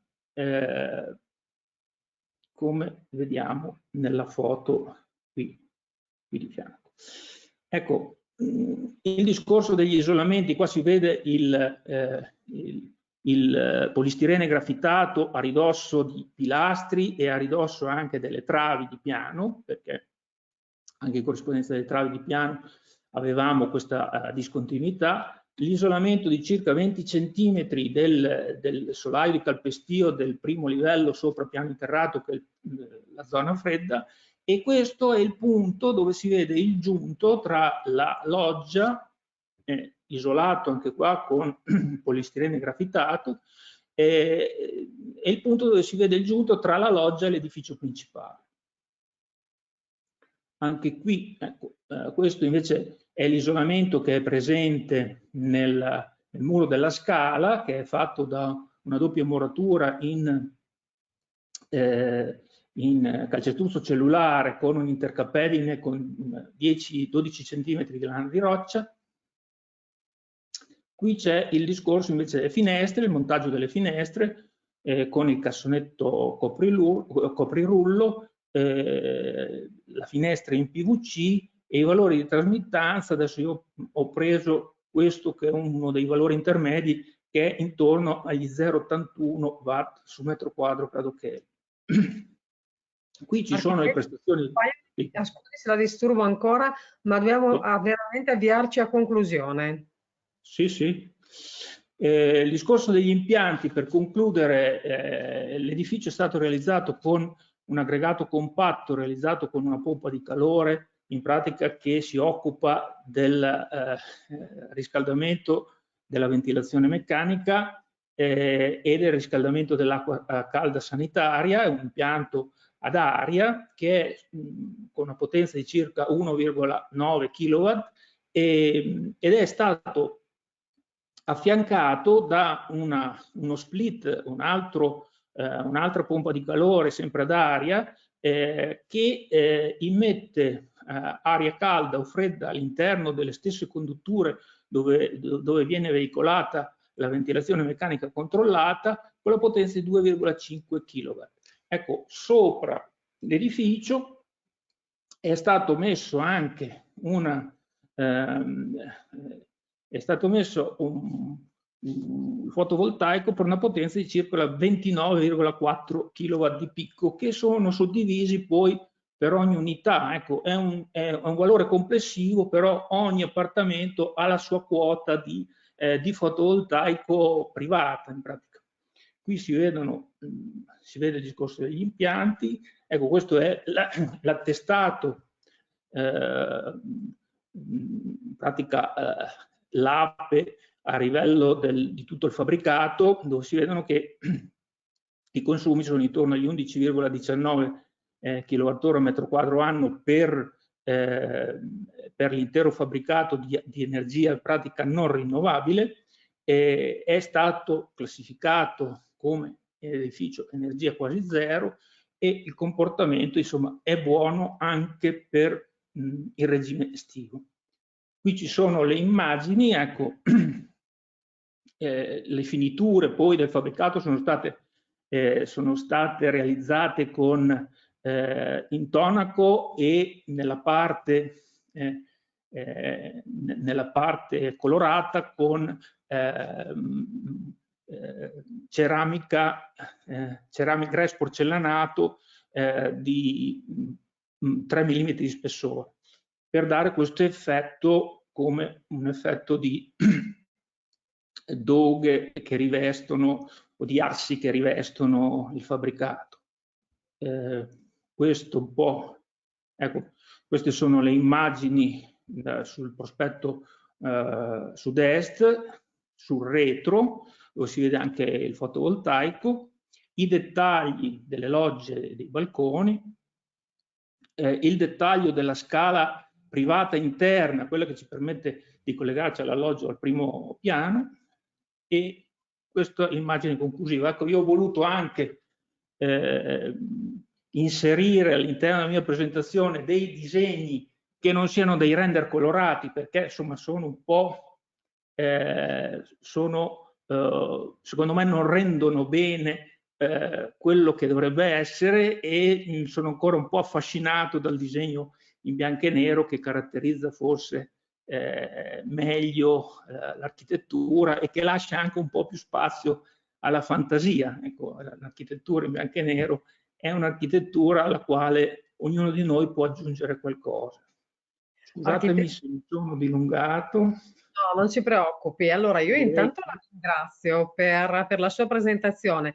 Le chiedo solo, le faccio solo una battuta, una domanda, se si ricorda così a memoria, se si ricorda lo sfasamento della copertura, e dopo lasciamo spazio già al prossimo relatore, che tra l'altro va ad approfondire un argomento che ha già lei toccato durante la sua presentazione. Si ricorda per caso lo sfasamento della copertura? Lo sfasamento è di 12 ore.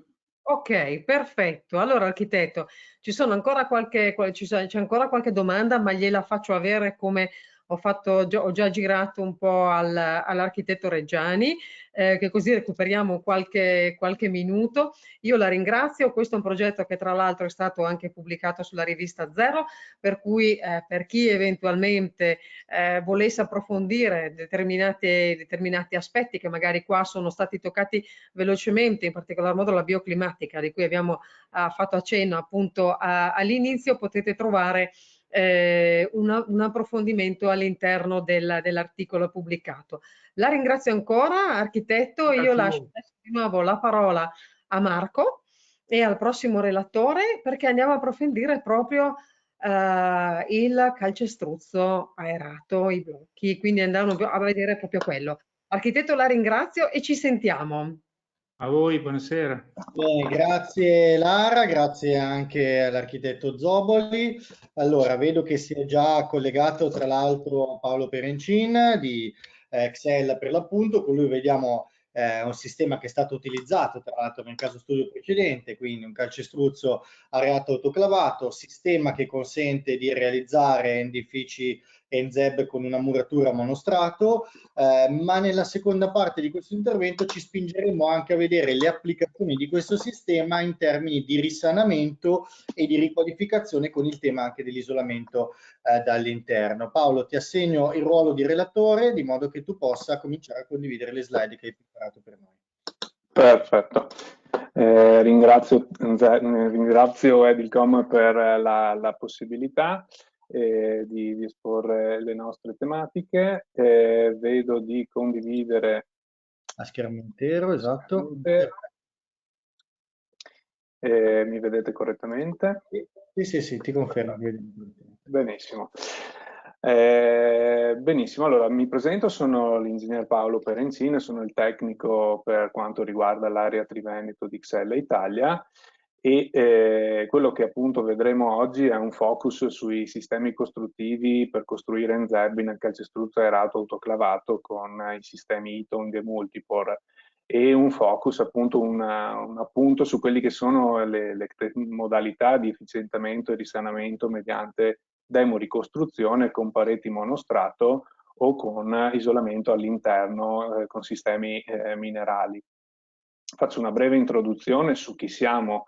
Il gruppo Xella è leader per quanto riguarda la produzione e commercializzazione di elementi in calcestruzzo cellulari, in particolare con i blocchi Ytong e prodotti a base di silicati di calcio come il pannello Multipore. Siamo presenti in oltre 30 paesi con un centinaio di stabilimenti dislocati in diverse parti del mondo e in particolare in Italia abbiamo due stabilimenti produttivi, il principale a Ponte Nure in provincia di Piacenza per la produzione di blocchi per la muratura e delle malte e delle colle, oltre che ovviamente anche lo stabilimento ad Atella in provincia di Potenza per anche qui per la produzione di blocchi per il mercato del centro-sud.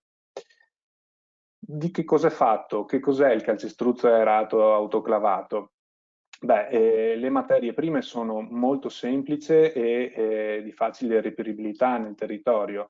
Stiamo parlando di acqua, sabbia, cemento, calce e una parte di gesso, oltre a un agente espansivo che da una boiacca iniziale mi consente di avere un volume importante del materiale finito che, come vedete, caratterizzato da un 20% di queste materie prime e ben un 80% di contenuto d'aria, scusate, caratterizzato da queste microbolle che consentono di avere elevate prestazioni, soprattutto dal punto di vista termico. Considerate quindi che con un solo metro cubo di materie prime riusciamo ad ottenere 5 metri cubi di prodotto finito. I campi di applicazione che abbiamo con i sistemi Ytong e Multipore variano in funzione di quelle che sono le loro caratteristiche tecniche legate soprattutto a quelli che sono i valori di densità del prodotto che andiamo a considerare. Come vedete in questo grafico abbiamo densità diverse che partono dai 95-100 kg a metro cubo fino ad arrivare a circa 570 kg a metro cubo. La proporzione è semplice: minore è la densità del sistema, migliori saranno le caratteristiche termiche e di isolamento del prodotto. Maggiori sono i valori di densità, migliorative saranno quelle che sono le caratteristiche meccaniche, inferiori ovviamente quelle termiche. Nello specifico andremo a vedere quelli che sono i pannelli Multipore con una densità di 95-115 kg a metro cubo che mi consentono di avere delle performance importanti dal punto di vista dell'isolamento termico.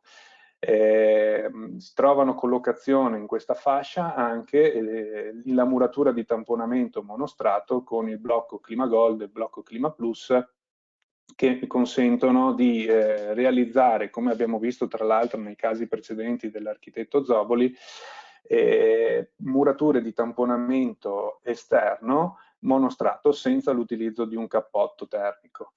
Via via aumentando poi le densità, come vi dicevo, abbiamo la possibilità di utilizzare delle murature utili per le tramezzature con elevate prestazioni dal punto di vista meccanico. Quello che vedete qui è una schematizzazione, uno schema semplificativo di quello che può essere un appartamento d'angolo in una palazzina, ad esempio multipiano. Abbiamo voluto schematizzare quelli che sono i sistemi costruttivi che un sistema Ytong può proporre in una soluzione progettuale. Abbiamo dei divisori acustici utili per i divisori tra diverse unità abitative, ad esempio, tramezzature interne con una densità di 500 kg a metro cubo e soprattutto i tamponamenti isolanti monostrati che, come vedremo, avranno un focus importante anche su quello che è l'argomento del momento, che è il super bonus 110. oltre ad avere l'isolante minerale su ponti termici con il pannello multipore, che è il nostro isolante che va applicato in questo caso a correzione dei ponti termici in prossimità di pilastri e cordoli in calcestruzzo o comunque sulla struttura da correggere con il ponte termico. Una breve introduzione su quello che è l'argomento, dicevamo, del momento. Il Superbonus 110 ha introdotto la possibilità di considerare delle demo ricostruzioni dell'elemento costruttivo e nell'ambito calcestruzzo cellulare, comunque con muratura Ytong, è interessante considerare quelle che sono le due opzioni sostanzialmente, la demo ricostruzione totale o una demo ricostruzione parziale. Sono due tipologie di scelte, ovviamente legate a diverse richieste, alle diverse realtà che si vanno ad affrontare, ma di fatto una ricostruzione totale, una demo ricostruzione totale consente di avere ovviamente un edificio integralmente nuovo, con un eventuale cambio di sagoma rispettando quelle che sono le volumetrie e una massima libertà costruttiva e prestazionale, ovviamente rispettando quelli che sono i requisiti minimi previsti da decreto. E la demo ricostruzione parziale è una possibilità e l'utilizzo di una muratura Ytong consente di ragionare in termini di leggerezza, riducendo la massa e avendo comunque una muratura leggera, appunto, che ci consente di avere un'ottima efficienza energetica sia estiva che invernale, oltre ad aspetti legati a quelli che sono la sostenibilità e la salubrità del costruito. Ovviamente poi anche con un aspetto di riduzione dei tempi di realizzazione di queste opere. Ecco, qui vedete un caso di demo ricostruzione parziale dove la struttura portante è rimasta intatta e sono state demolite tutti i paramenti esterni di tamponamento e conseguentemente ricostruiti con muratura Ytong di tamponamento monostrato. In questo caso poi è stata applicata anche elementi di facciata ventilata per dare maggior pregio all'edificio. Anche questo è un altro caso di demo ricostruzione parziale. In questo caso si è avuto accesso anche alla parte di sisma bonus, andando a fare delle opere di consolidamento dalla parte strutturale e di ricostruzione degli elementi di tamponamento esterno. Un'altra occasione, in questo caso invece di demo ricostruzione totale, è la demolizione di questo aggregato urbano, questo edificio compreso in altri palazzi attigui, nel quale questo è stato appunto completamente demolito e ricostruito con l'utilizzo di muratura Ytong di tamponamento esterno. Il sistema di parete monostrato esterno Ytong è caratterizzato appunto da questi blocchi in calcestruzzo monostrato che presentiamo con gli spessori che variano dai 30 ai 48 cm e che mi danno delle performance dal punto di vista termico molto importanti. Considerate che ad esempio nel caso visto precedentemente dall'architetto, un blocco di 48 cm ci garantisce una trasmittanza di 0,15 watt su metro quadro Kelvin sulla parete di tamponamento. La correzione del ponte termico poi la proponiamo con l'applicazione del pannello in idrato di silicato di calcio, il pannello multipore da esterno appunto su pilastri e cordoli. Conclude il sistema Ytong l'applicazione di malte e intonaci specifici con ad esempio un intonaco sottile armato, quale utilizzando malta leggera multipore, o eseguendo i vari cicli con intonacatura per esterno dedicata a calcestruzzo cellulare. Le caratteristiche di queste murature sono, come detto, la leggerezza e le caratteristiche antisismiche, ecosostenibili, stiamo parlando di materiali, come visto prima, totalmente minerali, 100% minerali, abbiamo una velocità e una economicità dal punto di vista delle lavorazioni, oltre che a importanti risultati dal punto di vista termico sia invernale che estivo. E nell'ottica edifici NZEB, grazie anche alla tecnica di applicazione del giunto sottile, abbiamo ottimi risultati relativi alla tenuta all'aria, quindi ottimo per questi casi che stiamo analizzando oggi.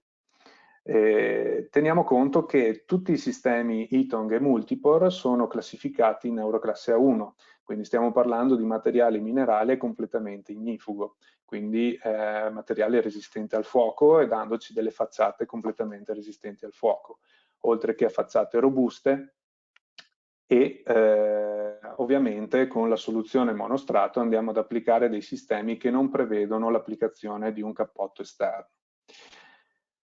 Concludono quelli che sono i cicli, come dicevo, di applicazione di una muratura di tamponamento esterno, l'applicazione di malte o intonaci sottili come visto prima, con l'applicazione di intonachini o colori di natura o pitture di natura minerale, silosani, silicati che possano mantenere quell'approccio di importante traspirabilità del sistema Eaton che garantisce appunto una salubrità all'interno degli ambienti. Sulla muratura Eaton si possono applicare poi rivestimenti incollati oppure anche facciate ventilate come vedete in questa nostra realizzazione. Un altro aspetto brevemente su quello che è il bonus 110 è la possibilità di realizzare un isolamento termico interno qualora vi siano degli edifici con facciate vincolate o comunque non vi sia la possibilità di lavorare esternamente agli edifici con dei cappotti. Sapete meglio di me che nel corso di questo anno vi sono state molte interrogazioni e chiarimenti da parte di Enea e degli enti preposti, anche dell'Agenzia delle Entrate, sulla definizione di interventi trainati o trainanti. In particolare per edifici plurifamiliari l'isolamento interno viene definito trainato qualora vi sia un intervento trainante, come ad esempio la sostituzione degli impianti. Per edifici plurifamiliari invece con facciata vincolata, quindi dove non possiamo lavorare all'esterno, viene considerato l'isolamento interno solo come trainato, ma non è necessario un intervento trainante. Deve essere ovviamente garantito il doppio salto di classe. Per quanto riguarda gli edifici unifamiliari viene considerato trainante, ovviamente rispettando quelli che sono i requisiti del decreto. Fra tutti ovviamente i requisiti CAM del materiale isolante e la presenza nei prezzari regionali o nazionali DEI. Su questo aspetto sia la muratura monostrato Eaton con relative malte e colle e l'isolamento interno ed esterno in idrato di silicato di calcio Multipore sono presenti all'interno del prezzario DEI e nei vari prezzari delle regioni, che sappiamo essere in continuo aggiornamento, però sicuramente siamo presenti in quello nazionale. Oltre a questo, Xella ha prodotto 2 documenti relativi a quelli che sono la conformità ai requisiti dei criteri ambientali minimi, quindi il contributo di Xella al decreto CAM e a quelle che sono la certificazione LEED, oltre che a quelle che sono le certificazioni APD e certificazioni nelle quali vengono attestate l'assenza di VOC, quindi sostanze nocive sui nostri prodotti. Un breve focus su quello che è l'isolante minerale in silicato di calcio idrato, ovvero il pannello Multipore. Perché scegliere un pannello Multipore come isolante interno, esterno o come correttore dei ponti termici? Intanto perché ci dà buone possibilità, buone caratteristiche di isolamento termico, è un materiale completamente riciclabile, come detto tutti i nostri sistemi sono considerati inerti, rientra in quelli che sono ovviamente i parametri CAM e ci dà delle elevate caratteristiche di traspirabilità. Abbiamo un MODI 2 e 3 o 3, caratteristiche di inerzia termica grazie alla sua densità di 95-115 kg a metro cubo, una buona resistenza a compressione e, come detto, la totale assenza di agenti nocivi e aspetti importanti per quanto riguarda la durabilità data la sua natura minerale e anche ovviamente alle quelle che sono le caratteristiche di resistenza al fuoco, come detto. Per quanto riguarda i pannelli isolanti minerali multipore, abbiamo tutte le certificazioni richieste, l'EPD, ma anche di enti importanti come Eco Institute e Nature Plus, oltre che alle certificazioni ETA dei pannelli, ma anche del sistema ETICS per i sistemi a cappotto.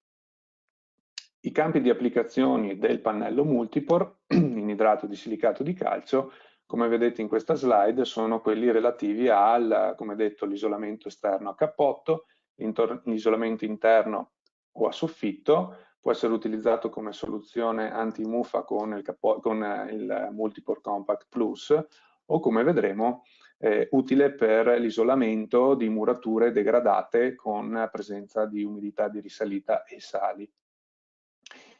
Il sistema Multipore si pone come alternativa, soprattutto per l'applicazione all'interno, appunto ad altri sistemi di isolamento interno senza l'applicazione di barriera al vapore. Abbiamo visto in altri interventi come sia un passaggio molto importante e delicata la posa della barriera a vapore e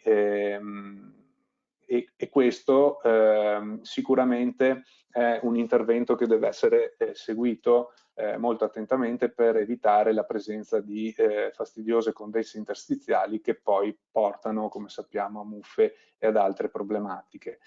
La soluzione col pannello Multipore all'interno non prevede l'applicazione, come detto, di barriere a vapore, pertanto una verifica igrometrica non fa più riferimento al classico metodo di Glaser, ma andremo a fare una verifica igrometrica dinamica e Xella fornisce tra l'altro a voi progettisti la possibilità di sfruttare il software Wufi che sostanzialmente mi va a verificare il comportamento del pannello isolante in funzione dei carichi di umidità presenti, e questa simulazione verifica nel periodo medio-lungo il comportamento appunto del pannello ed eventuale presenza d'acqua nella struttura. Con l'isolamento interno in pannelli multipore si riescono ad arrivare a importanti certificazioni. Questo è un esempio nel Padovano, dove abbiamo importanti valori di umidità anche esterna, con la certificazione Casa Clima e uno spessore ad esempio di isolamento interno di ben 14 cm. In questo caso abbiamo ottenuto questa certificazione e ovviamente per arrivare a questi standard ovviamente devono essere curati i dettagli, come abbiamo visto anche nei precedenti interventi. Ecco, in particolare la gestione dei ponti termici e la gestione in prossimità delle aperture diventa fondamentale. Ecco che allora esistono diverse stratigrafie, diverse tipologie di pannello che possono essere applicati a parete o a soffitto o negli imbotti delle finestre, delle aperture, per poter gestire tutto quello che è l'isolamento interno in maniera corretta. Dal punto di vista della posa, l'incollaggio del pannello Multipore prevede la spalmatura della malta in tutta la superficie al 100% e viene incollata direttamente al supporto, che ovviamente dovrà essere debitamente e preventivamente controllato in modo da poter rendere ottimale l'adesione al supporto stesso. Alcuni dettagli, non né più né meno di una classica posa di un cappotto, anche per quanto riguarda quello dell'isolamento interno, che si vanno a finire con quelle che sono le rasature armate per interno in malta leggera multipore, una malta specifica per il nostro sistema. Anche qui alcuni dettagli su quelli che sono la predisposizione degli impianti. Ovviamente si consiglia di posizionare gli impianti precedentemente all'interno della muratura per poi uscire su quello che è fondamentalmente il nostro pannello isolante, per cui cercare di limitare il passaggio di impianti nel pannello isolante per poi uscire con ad esempio le prese elettriche debitamente supportate alla muratura di partenza. Per quanto riguarda la rasatura armata interna, come avevo detto prima, si utilizza sempre la malta leggera specifica, abbiamo uno spessore minimo di 4 mm che ci consente di avere una finitura pressoché grossolana che poi può essere ottimizzata con una finitura più sottile.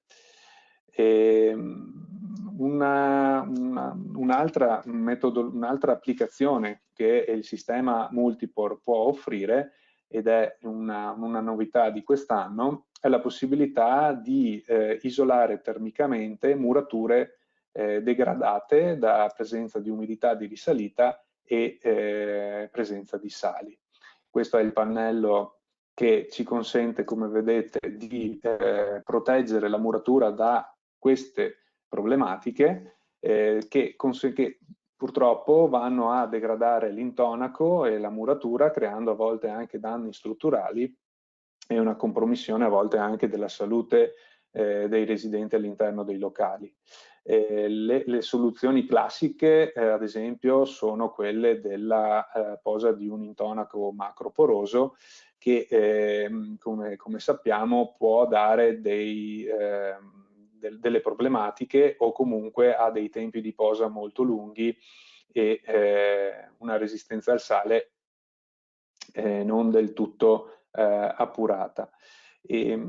La soluzione con il pannello Exalterm mi consente di non verificare quella che è la concentrazione salina come criterio di fattibilità, e soprattutto non è necessario eliminare la fonte dell'umidità di risalita, in quanto il pannello Exalterm mi va a regolare quella che è l'umidità di risalita grazie anche alle proprie caratteristiche elevate di traspirabilità, lavorando poi anche con quello che è l'ambiente interno su cui stiamo operando. Lo scopo del sistema, infatti, pertanto, è quello di trovare una possibilità di isolamento interno, gestendo anche nello stesso tempo quelli che sono i problemi dell'umidità di risalita e gestione dei sali. E come funziona? I pannelli isolanti sostanzialmente vengono applicati e vanno ad assorbire l'umidità e dissolvono i sali, i sali vengono disciolti nella muratura grazie alla capillarità attiva del pannello. E in questo caso poi l'umidità va ad evaporare sulla superficie del pannello e i sali rimangono nel pannello isolante depositati nei vari pori. Ecco, questo è un campo di applicazione, un esempio. Vedete, viene fatta un intonaco risanante, un intonaco resistente ai fosfati per regolamentare quello che è il supporto. Il pannello viene anche in questo caso incollato al 100% della sua superficie, e questo ci consente di, come detto, avere due piccioni con una fava, nel senso che andiamo a isolare una parete gestendo poi quello che è, quelle che sono, come detto, le problematiche di umidità, di risalita e presenza dei sali. Per la realizzazione di questo intervento, Excel Italia offre una checklist tramite noi field engineer dislocati nel territorio italiano, che veniamo a valutare la problematica e con una checklist di consulenza andiamo a identificare quella che può essere la soluzione idonea per la problematica riscontrata. In generale, comunque, Excel Italia offre supporto ai progettisti con tecnici di sede a piena disposizione, o noi field engineer come me che siamo più nel territorio e facciamo come primo appoggio ai progettisti per sviscerare eventuali problematiche ed affrontare la vostra progettazione. Ecco, qui il mio intervento si conclude. Vi ringrazio per l'attenzione, sono a disposizione per eventuali richieste. Sì, Paolo, ti faccio un paio di domande. Allora, partiamo con un'applicazione che è quella del sistema costruttivo, del blocco che ci hai presentato in apertura del tuo intervento. Ci chiedono se il blocco antisismico può essere utilizzato nelle zone sismiche 2B anche senza interposizione di pilastri. Allora, come blocco antisismico noi proponiamo il blocco Sismiclima che lavora con il concetto di muratura portante ordinaria. E il blocco Sismiclima è certificato su tutte le zone sismiche, Ovviamente, partendo da muratura portante ordinaria, dobbiamo progettare un edificio con le caratteristiche necessarie previste dal classico costruire in muratura portante ordinaria, ovvero abbiamo delle regole, ad esempio la planimetria dal punto di vista architettonico, l'edificio deve essere molto regolare, devono essere previsti ad esempio una distanza massima di 7 metri tra la muratura, tra un muro portante e l'altro, quindi ci sono delle regole più o meno stringenti in funzione delle zone sismiche che mi consentono di utilizzare il blocco sismiclima monostrato anche in zone sismiche importanti. Ecco, questo sì. Senza l'utilizzo ovviamente di una struttura a telaio. Ecco. Un'altra domanda che invece spazia sull'altro argomento che hai affrontato, che è l'isolamento dall'interno, poi ulteriori domande che sono arrivate, te le giriamo in separata sede, ci chiedono se elevati spessori di isolamento dall'interno, per esempio 16-18 cm, possono causare problematiche come la condensa interstiziale, per esempio. Per interventi importanti di questo tipo, soprattutto se si vuole, mi viene da dire, accedere all'EcoBonus 110 con un intervento di isolamento interno con pannello multipore, dunque i problemi di condensa interstiziale, aumentando gli spessori, ovviamente sono da tenere un po' più, da porsi un po' più di attenzione. Per questo motivo offriamo ai progettisti la possibilità di fare questa verifica dinamica, richiediamo la possibilità di analizzare quella che è la stratigrafia attuale, il valore di trasmittanza che si vuole ottenere, da qui andiamo a simulare con il software WUFI la presenza di condensi interstiziali con l'applicazione del pannello multipore previsto, insomma. Quindi ovviamente lo spessore comincia a essere importante ed è giusto prima valutarlo preventivamente, insomma. Perfetto, allora io ti ringrazio Paolo, le ulteriori domande che sono arrivate ovviamente come ti ho anticipato te le gireremo per risposta poi in separata sede. Avviso i partecipanti che facciamo una decina di minuti di pausa visto che abbiamo superato la metà di questa prima giornata di NZEB Forum Digital Edition, direi che ci rivediamo alle ore 17, quindi una decina di minuti, giusto il tempo di un caffè e poi riprendiamo con altre soluzioni tecnologiche e un altro caso studio. Grazie Paolo intanto. Vi ringrazio, buon pomeriggio a tutti.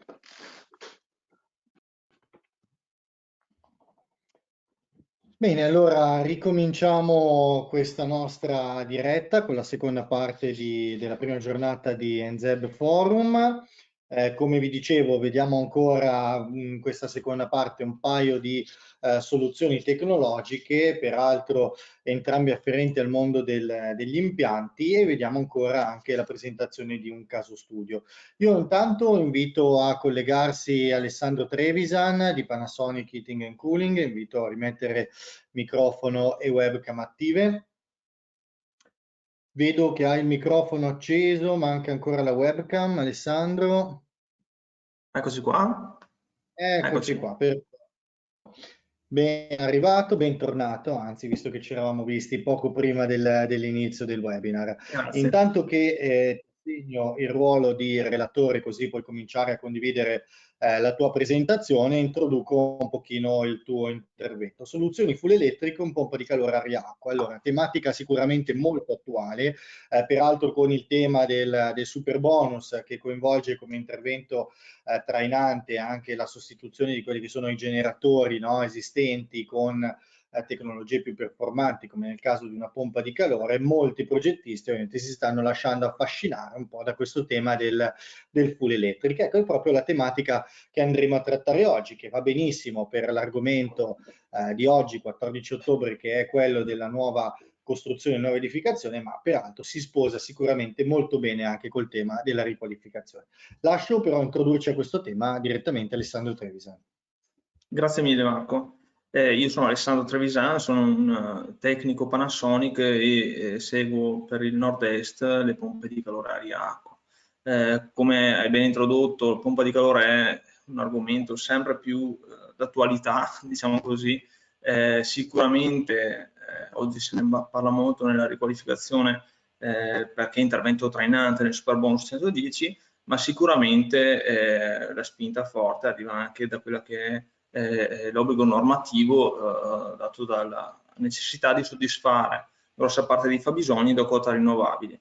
E questo a maggior ragione se parliamo nell'ambito di edifici NZEB, quindi edifici a consumo quasi zero. Un passo indietro lo faccio per dirvi da dove arriva Panasonic con le soluzioni aria-acqua. Abbiamo più di 60 anni di esperienza nella climatizzazione, quindi partiamo dal condizionatore, diciamo, domestico, ampliata poi a tutto il dipartimento commerciale, quindi soluzioni aria condizionata, se vogliamo, per applicazioni commerciali, quindi fino ai grandi impianti VRF, e Aquarea è il mondo pompe di calore aria-acqua, quindi soluzioni pensate che arrivano da quell'esperienza, ma pensate in maniera specifica per riscaldare e raffrescare l'acqua dell'impianto e produrre l'acqua calda sanitaria. Quindi un progetto che nasce ormai più di 10 anni fa. Panasonic è stata tra le prime ad avere una linea di pompe di calore aria-acqua che si potesse definire tale e che oggi, quindi ha subito tutta una serie di evoluzioni, ci porta ad un ventaglio di possibilità dato dalle nostre pompe di calore aria-acqua, dai 3 ai 16 kW termici nelle varie tipologie per affrontare le diverse esigenze impiantistiche. Nelle novità, diciamo, più recenti, chiaramente nel evolversi anche del regolamento relativo ai refrigeranti che insomma, compongono il cuore della macchina frigorifera, oggi abbiamo una gamma che è quasi interamente in R32, quindi con i nuovi refrigeranti. Lì si è fatto qualche passino avanti in termini di efficienze, ma anche quindi oltre chiaramente all'aspetto ambientale di refrigerante a basso GWP, un passino avanti in termini di efficienze e un ampliamento di quelli che sono i limiti operativi, possibilità di lavorare a temperature un pochino più elevate, quindi si allarga il campo di applicazione della pompa di calore. Questo è un po' l'obiettivo. 3 famiglie di prodotto principale: alta connettività è la nostra pompa di calore aria-acqua, dai 3 ai 16 kW termici. In R32 raggiungiamo i 60 gradi di mandata, 60 gradi veri perché sono garantiti fino a temperature esterne meno 10, e questo ci consente di affrontare bene la produzione dell'acqua calda sanitaria, ma anche gli impianti cosiddetti a media temperatura. Poi ricordiamoci che è sempre una pompa di calore, quindi sempre meglio, diciamo, ricondurre la temperatura alla più bassa possibile, no? Perché in questo modo aumenta l'efficienza del generatore. Una linea TCAP, Total Capacity, molto particolare che ci caratterizza, una pompa di calore per gli impianti più difficili, nata per climi particolarmente rigidi, quindi è una pompa di calore che trova spazio anche in Nord Europa. Nelle nostre zone ci permette di affrontare bene la casa di montagna, ma ci permette anche di affrontare i fabbisogni più difficili, perché è una macchina che mantiene la potenza al diminuire della temperatura esterna. Noi sappiamo che il grosso difetto delle pompe di calore aria-acqua è che si ha a che fare con l'aria esterna, e quindi la potenza e l'efficienza della pompa di calore sono soggette anche alla variabile temperatura dell'aria esterna, e sappiamo che proprio quando i fabbisogni dell'edificio sono più elevati, quindi temperature esterne più basse, lì la pompa di calore ha una potenza inferiore e un'efficienza più bassa. Ecco che con Total Capacity la pompa di calore mantiene stabile la sua potenza, e lo fa grazie ad un accorgimento sul circuito frigorifero, un recupero di calore che permette quindi di mantenere questo obiettivo. Poi vedremo una serie di vantaggi anche nell'applicazione del sistema. E poi HT, High Temperature, è una pompa di calore ad alta temperatura, una pompa di calore che fa solo riscaldamento, ma che arriva a 65 gradi di mandata, e quindi ci permette di affrontare gli impianti più difficili dal punto di vista delle temperature, quindi nata per retrofit dei vecchi impianti dove ci colleghiamo a diciamo, terminali esistenti, attenzione, ricondotti chiaramente alle temperature che sono entro questi limiti operativi. Queste 3 famiglie di prodotto nelle 3 tipologie, e quindi monoblocco da esterno, la pompa di calore ermeticamente sigillata, dove il collegamento idraulico, quindi non richiede potentino off gas, tra le altre cose, tutto fuori, quindi nel modulo idronico si entra con tubazioni idrauliche in casa, nell'edificio, dove avviene poi il collegamento all'impianto, eventualmente l'accumulo per la produzione dell'acqua calda sanitaria. La pompa di calore split, dove il circuito frigorifero è splittato, appunto diviso in due, unità esterna, collegamento refrigerante all'interno, dove ci sarà invece il modulo idronico, che contiene quindi scambiatore refrigerante acqua e i componenti principali per il collegamento dell'impianto. Chiaramente tra le due la scelta guarda anche gli ingombri, no? Chiaramente il monoblocco, maggior spazio occupato fuori, quindi si salvaguarda lo spazio all'interno dell'ambiente, viceversa splittata, collegamento interno-esterno flessibili e con tubazioni più piccole. Non dobbiamo fare i conti con il tema del gelo, che invece è un tema per collegamenti acqua, ma richiede uno spazio di installazione all'interno per il modulo idronico. Infine, all-in-one è la splittata compatta che integra nell'unità interna, diciamo dimensioni frigorifero, l'accumulo sanitario per la produzione dell'acqua calda sanitaria. E qui vi ho anticipato un po' il ventaglio di possibilità all'interno delle nostre soluzioni pompa di calore di acqua. Chiaramente, facendo un passo indietro, no, ma parlando più in maniera specifica di questi edifici con le caratteristiche particolari, noi ci focalizziamo sul sistema di generazione, che è un piccolo tassello nella progettazione dell'impianto, che a sua volta è solo un piccolo tassello nella progettazione dell'edificio. Quindi, visto anche gli interventi che mi hanno preceduto, no, numerosi sono gli aspetti che si vanno a considerare, e così anche nella scelta dell'impianto non c'è una soluzione ideale che possa andare bene sempre. L'importante è sicuramente l'approccio al singolo progetto e una progettazione integrata, e quindi il generatore deve svolgere il suo compito, che è quello di adattarsi bene, garantire e assicurare il massimo comfort anche a seconda di quelle che sono le esigenze specifiche del singolo progetto, e adattarsi bene, poi sposarsi con quello che è l'edificio, quindi non solo involucro ma in tutti i suoi aspetti. Volendo fare porre alcuni spunti di riflessione, noi vediamo da un lato l'involucro, no, che per la pompa di calore è una scatola, un fabbisogno termico, chiamiamolo così, dall'altra le persone, nel senso che sono le persone che abitano l'edificio, con il comfort è anche un po' soggettivo, se vogliamo, comunque il committente con le sue esigenze, quindi che sia chi abita poi l'abitazione, che quindi fa le sue scelte per quanto riguarda la tipologia di impianto a volte, no? Di impianto inteso come terminali, o che sia il committente che mette sul piatto magari altri ragionamenti, tra cui l'investimento iniziale di una o dell'altra soluzione, quanto potrà poi soddisfare, insomma, quelle che sono le esigenze specifiche, in mezzo all'impianto, e quindi le attenzioni che con la pompa di calore di acqua vanno poste in maniera principale. E il punto primo è il dimensionamento, no? Selezione del generatore. Qui i primi aspetti da considerare sono le temperature di mandata, quindi scegliere correttamente la pompa di calore perché deve lavorare a temperature che dipendono dalla tipologia di terminali, quindi di impianto che si va a selezionare in ambiente, e di conseguenza la potenza della pompa di calore. Quindi, conoscendo le temperature diciamo di mandata, le temperature esterne di progetto, quindi la località di installazione, si va a selezionare correttamente la taglia di potenza.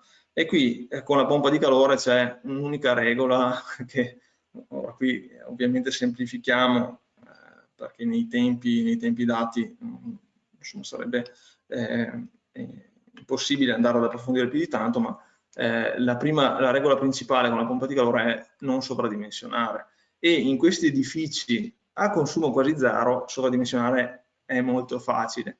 Ricordiamoci che la pompa di calore è già di per sé sovradimensionata, perché quando parliamo di aria-acqua noi dimensioniamo le condizioni di progetto che si verificano poche ore all'anno e tutto il resto dell'anno, quindi diciamo il 90% delle mie ore di funzionamento avrò una macchina che sarà sovradimensionata per forza di cose. Quindi ecco che benissimo un inverter che mi aiuta ad inseguire quelli che sono i fabbisogni di impianto, ma lo devo usare non per correggere la mia progettazione, ma per adattarsi appunto ai fabbisogni dell'impianto. Le temperature di esercizio sono importanti, qui ovviamente in base alla scelta del terminale, insomma, quindi della tipologia di impianto che trovo in ambiente, avrò bisogno di alcune temperature, ma qui che qua la regola principale, mi devo ricordare che è una pompa di calore, quindi ogni grado può fare la differenza. Alcuni accorgimenti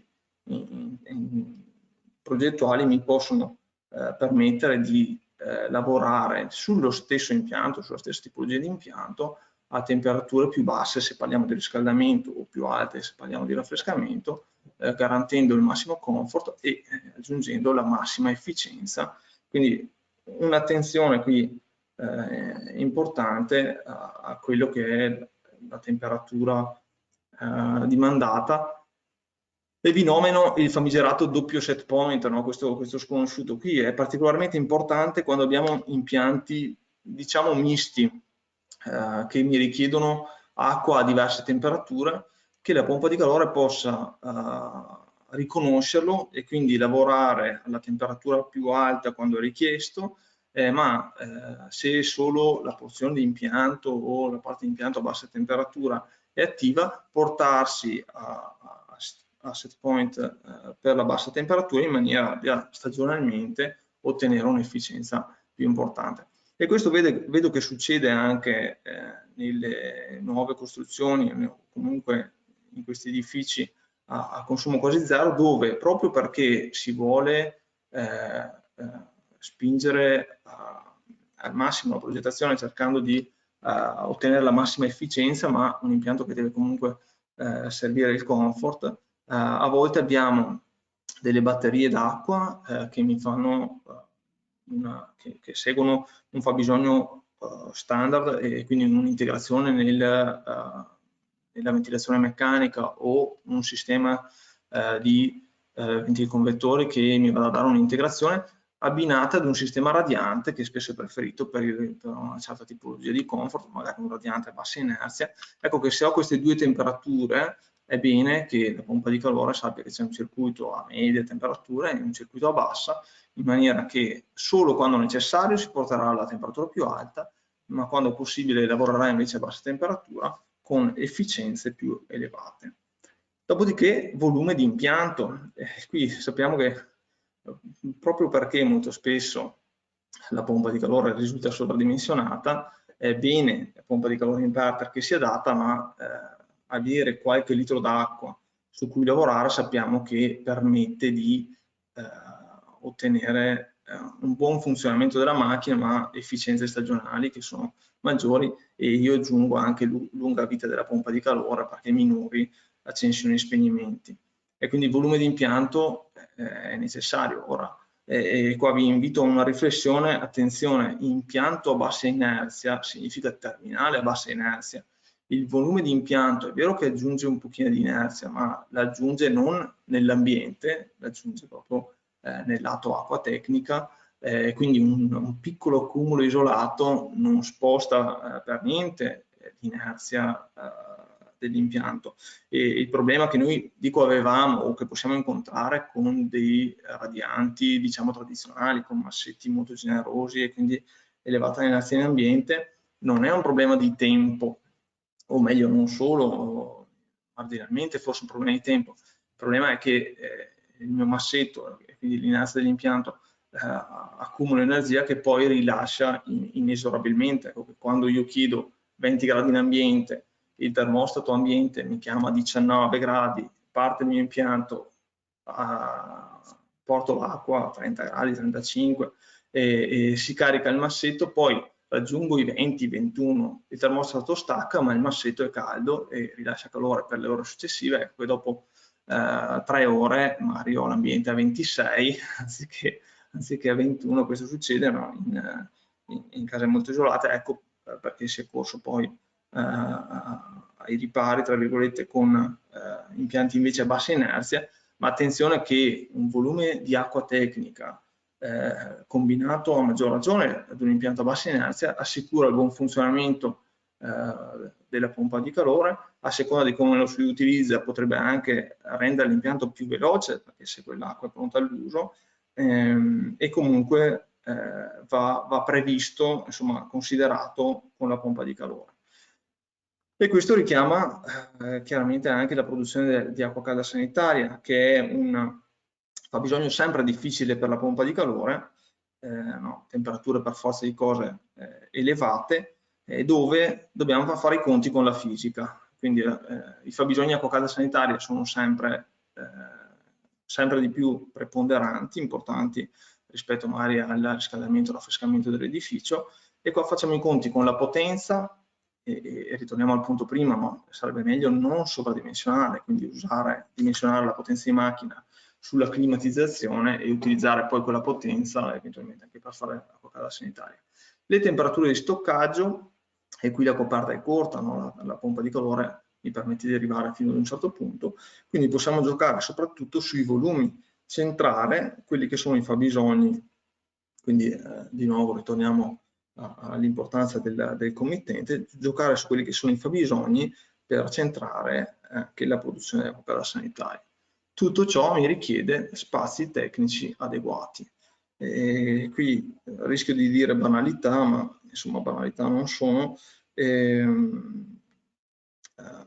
Molto anche nel primo intervento l'architetto Reggiani diceva giustamente, sono d'accordo, manteniamo gli impianti più leggeri possibili, perché un impianto semplice è la cosa migliore, quindi scelte che devono essere il più possibile razionali, ma se anche dimensioniamo bene, ma vediamo che sicuramente il volume per l'acqua calda sanitaria serve, lo spazio tecnico diciamo va previsto. Con la pompa di calore abbiamo sempre dei volumi di stoccaggio, quantomeno per l'acqua calda sanitaria, perciò lo spazio tecnico deve essere adeguato. Quello che possiamo fare è individuare il più possibile soluzioni compatte, e quindi l'abbiamo vista prima, no? All-in-one è la soluzione splittata con pompa di calore, con accumulo sanitario integrato.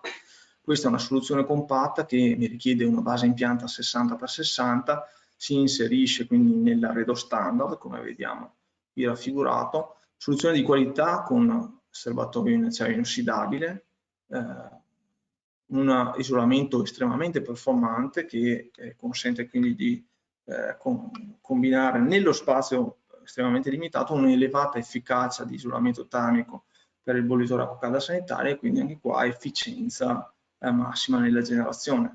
Qui possiamo combinare anche una unità di ventilazione meccanica, sempre nell'ottica di contenimento degli ingombri, perché nella stessa colonna 60x60 altezza 2,10 m andiamo ad aggiungere l'unità di ventilazione con recupero di calore. È una macchina da portata massima 300 m3 ora, quindi alla portata nominale intorno ai 200 m3 ora riusciamo a gestire con altezze standard locali fino a 140-150 m2. E quindi ecco, questa di nuovo soluzione razionale per massimizzare gli spazi a nostra disposizione. Queste soluzioni tra l'altro sono certificate dal Passive House Institute, non solo la pompa di calore abbinata alla ventilazione meccanica, ma anche la pompa di calore splittata, singola, quindi sia nella soluzione compatta sia nella splittata, che poi può essere abbinata ad un bollitore per la produzione dell'acqua calda sanitaria. Ecco, questi componenti nelle taglie più piccole, quindi quelle che si presume andranno ad equipaggiare un'abitazione molto ben isolata, sono tutte quante certificate dal Passive House Institute. Un aspetto fondamentale di questi impianti è sicuramente la gestione, quindi l'elettronica, qui la possibilità di avere la massima efficienza grazie all'interfaccia anche con il sistema fotovoltaico. Sicuramente combinazione con il fotovoltaico è vincente. Qui abbiamo con i contatti smart grid la possibilità di ricevere un contatto dall'inverter fotovoltaico che comunica disponibilità di energia elettrica in esubero e quindi agire sui set point della casa sanitaria, eventualmente anche dell'impianto, cercando di spostare una parte dei consumi nelle ore di maggior produzione del fotovoltaico. Questo chiaramente giorno per giorno porta a casa un pochino di efficienza in più, senza bisogno di mettere in campo delle elettroniche articolate, quindi in maniera molto semplice, senza necessità di manager, gestione carico, e questa è una cosa che è molto efficace nell'utilizzo. Dopodiché il controllo remoto è diventata un'esigenza a tutti gli effetti. Qui c'è la possibilità di collegare il generatore di internet mediante un'interfaccia web che si collega o con il cavo di rete o in wifi. L'utente ha pieno controllo sull'impianto, un'interfaccia che permette di accendere e spegnere, dare un'occhiata anche già ai consumi, e può invitare il suo installatore centro assistenza, il quale ha a disposizione invece un'interfaccia service con cui è pieno accesso alla macchina, anche alle statistiche di funzionamento, e quindi uno strumento che diventa, oltre che di vera diagnosi remota, anche una possibilità di modificare importanti parametri di macchina. È un sistema aperto, quindi si può con lo smart cloud configurare mediante programmazione di FTTT con gli assistenti vocali, insomma, quindi un'interfaccia semplice con la domotica che è già configurata mediante l'assistente vocale. Qui imposto degli scenari che coinvolgono anche la pompa di calore, oppure mediante interfaccia Connex e Modbus possibilità di interfaccia a supervisori, quindi building automation, per un controllo completo e per allacciarsi poi alla gestione di tutto l'impianto. Con questo intervento spero di avervi incuriosito, vi ringrazio per l'attenzione e rimango a disposizione per le vostre domande. Grazie. Grazie Alessandro. Allora, riprendendo un po' le curiosità così che sono arrivate dai professionisti, voglio farti una domanda quasi, diciamo, da assemblea condominiale, no? Come succede in questo periodo in cui, come ho detto all'inizio, molti si stanno lasciando un pochino affascinare, no? Da questo tema di andare tutto sull'elettrico. Peraltro la pompa di calore, come dicevamo, intervento trainante molto proposta in sostituzione dei generatori tradizionali, però la vera domanda è durabilità e manutenzione di questi sistemi qua, magari in relazione anche a quello che siamo abituati a conoscere, una caldaia tradizionale.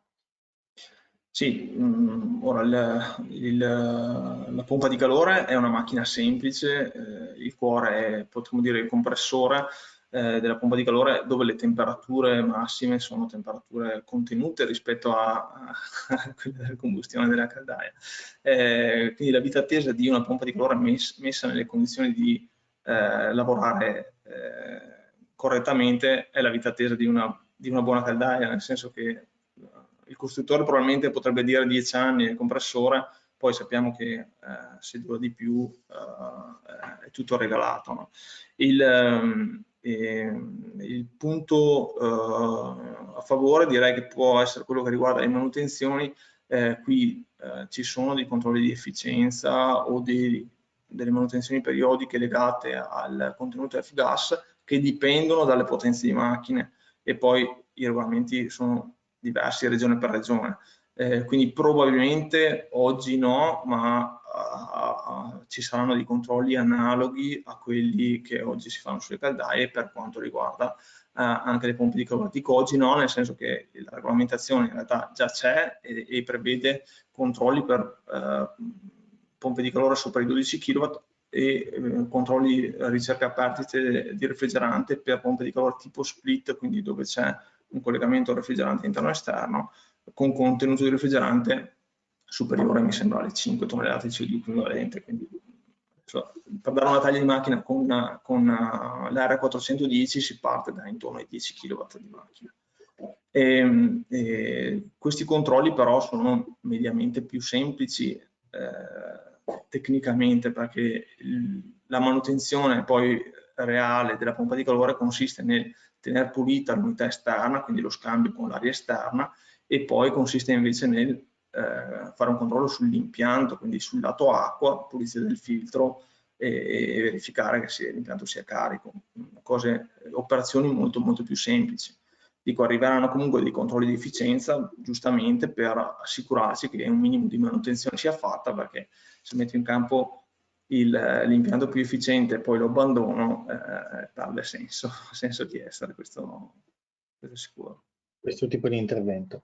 Bene, grazie Alessandro, ti ringrazio per averci dato questo contributo. Io invito adesso a ricollegarsi la mia collega Lara Bassi, eccola qua, così possiamo introdurre il prossimo caso studio. Sì, il prossimo caso studio ci porta da un'altra parte. Come dicevo, in questo percorso all'interno del nostro paese, vedete già collegato il prossimo relatore, che è il geometra Alessandro Merigo. Buongiorno a tutti. E con Alessandro andiamo a vedere Villa Castiglioni. Come vi dicevo, anche questo una nuova costruzione, è un edificio che è certificato Casa Clima A e che è pensato, è stato progettato seguendo gli standard Passive House. Quindi andiamo effettivamente a vedere cosa c'è dietro la progettazione di questa casa. A lei, geometra. Ok, grazie a tutti, buon pomeriggio a tutti e grazie a Edicom per questa opportunità che ha dato. Oggi parleremo un attimo di questo progetto che, tra l'altro, a parte il discorso che è stato progettato con criteri Passive House e certificato Casa Clima, quindi attraversato, tra virgolette, 2 protocolli, è anche un progetto abbastanza singolare per il design con il quale è stato realizzato. Mi presento, sono Alessandro Merigo, sono più di 15 anni che mi occupo di aiutare in pratica privati, imprese o anche società a sviluppare il concetto energetico delle proprie costruzioni. E questo mio approccio progettuale l'ho riassunto sotto il nome di Casa Naturale Esclusiva, a evidenziare il fatto del cercare di dare la precedenza a materiali naturali piuttosto che materiali di origine sintetica, e l'approccio, come è stato detto prima giustamente, che parte dalla progettazione Passive House e cerca di declinarla nelle varie situazioni in cui ci si trova ad operare delle varie edifici, delle varie ristrutturazioni che possono capitare. Perché Passive House? Due parole molto veloci. Allora, Passive House è un concetto energetico che è nato alla fine degli anni 80 grazie a queste 2 persone che sono il dottor Feist e il dottor Bo Adamson, i quali non hanno fatto altro che sintetizzare le esperienze ENZEB precedenti a loro, che si sono sviluppate dal 1974, quindi dalla crisi petrolifera del 74, arrivare fino agli anni 80. Il merito di queste persone è stato anche quello di codificare, attraverso l'analisi di questo tipo di edifici, codificare la progettazione efficiente di un edificio, e appunto poi l'hanno declinata con il nome di Passive House, per il progettista e la possibilità di poterla applicare a tutti i tipi di costruzioni. Ad oggi Passive House è diffusa in pratica in tutto il mondo, in tutti i continenti, si può dire, tranne forse nell'Antartide, ma non penso che ci vorrà molto che realizzeranno qualcosa di passivo anche lì, e è stata di ispirazione anche per protocolli come Casa Clima, piuttosto che il Minerghi, piuttosto che la normativa ENZEB a livello europeo, che ha preso spunto da questi edifici per poi regolamentare la costruzione degli edifici energetici. Penso che sia stato detto all'interno di oggi dei vari interventi, però è un altissimo comfort termoigrometrico, una grandissima salubrità all'interno degli ambienti, garantita anche dal fatto dell'impianto di ventilazione, quindi assenza di muffe, condense superficiali per i controlli rigidi. Di conseguenza di questo, dei bassi consumi garantiti dall'edificio. Bassi consumi che, da questo punto di vista qua, vanno anche incontro all'abbattimento delle emissioni climalteranti che è la base sulla quale si fonda un attimino tutto il discorso della normativa ENZEB e delle applicazioni degli incentivi e dei sistemi incentivanti che abbiamo al giorno d'oggi. Allora, veniamo dunque al progetto di oggi. Ci addentriamo nel comune di Volta Mantovana, in provincia di Mantova, e vedete che è stato evidenziato col cerchiolino rosso dove si trova l'area sulla quale è stato costruito l'edificio oggetto oggi di presentazione. In pratica siamo in piena pianura padana, nonostante il comune di Volta Mantovana si trovi su una collina, diciamo, vicino al territorio, all'area dove è stato edificato l'edificio, e in pratica con tutti i problemi che possiamo avere nel clima padano, quindi estate torride e inverni rigidi da questo punto di vista. Allora, vediamo un attimo a vedere il progetto. Come vedete, la cosa che viene spiegata normalmente quando si cerca di rendere efficiente un edificio è quello di cercare di garantire la compattezza dei volumi, perché questi disperdono di meno superfici disperdenti, quindi garantiamo una maggiore efficienza del nostro edificio. Qui, quando mi hanno chiamato e mi hanno messo di fronte al designer che aveva concepito questo tipo di edificio, sinceramente sono rimasto un attimino spiazzato, nel senso mi ha detto no, questo è il progetto e noi vorremmo certificarlo con un protocollo Casa Clima piuttosto che Passive House per garantire la qualità dell'edificio che stiamo andando a costruire. Quindi diciamo la cosa è abbastanza spiazzante, perché come vediamo nella parte destra abbiamo questa parte dell'edificio che in pratica si sviluppa con questi muri curvilinei, dove c'è l'abitazione principale del proprietario, quindi troviamo la zona giorno, living, vicino all'ingresso, e poi troviamo la distribuzione delle camere nella zona più a est.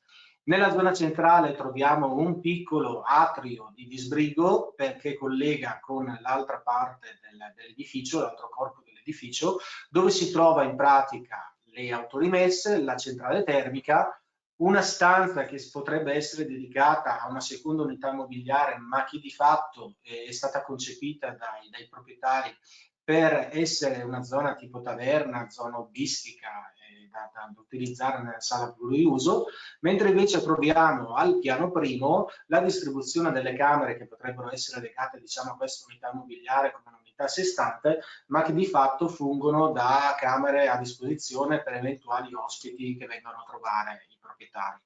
E come vediamo la forma è tutt'altro che compatta. Andando a vedere il discorso dei prospetti vediamo che anche questi sono abbastanza particolari.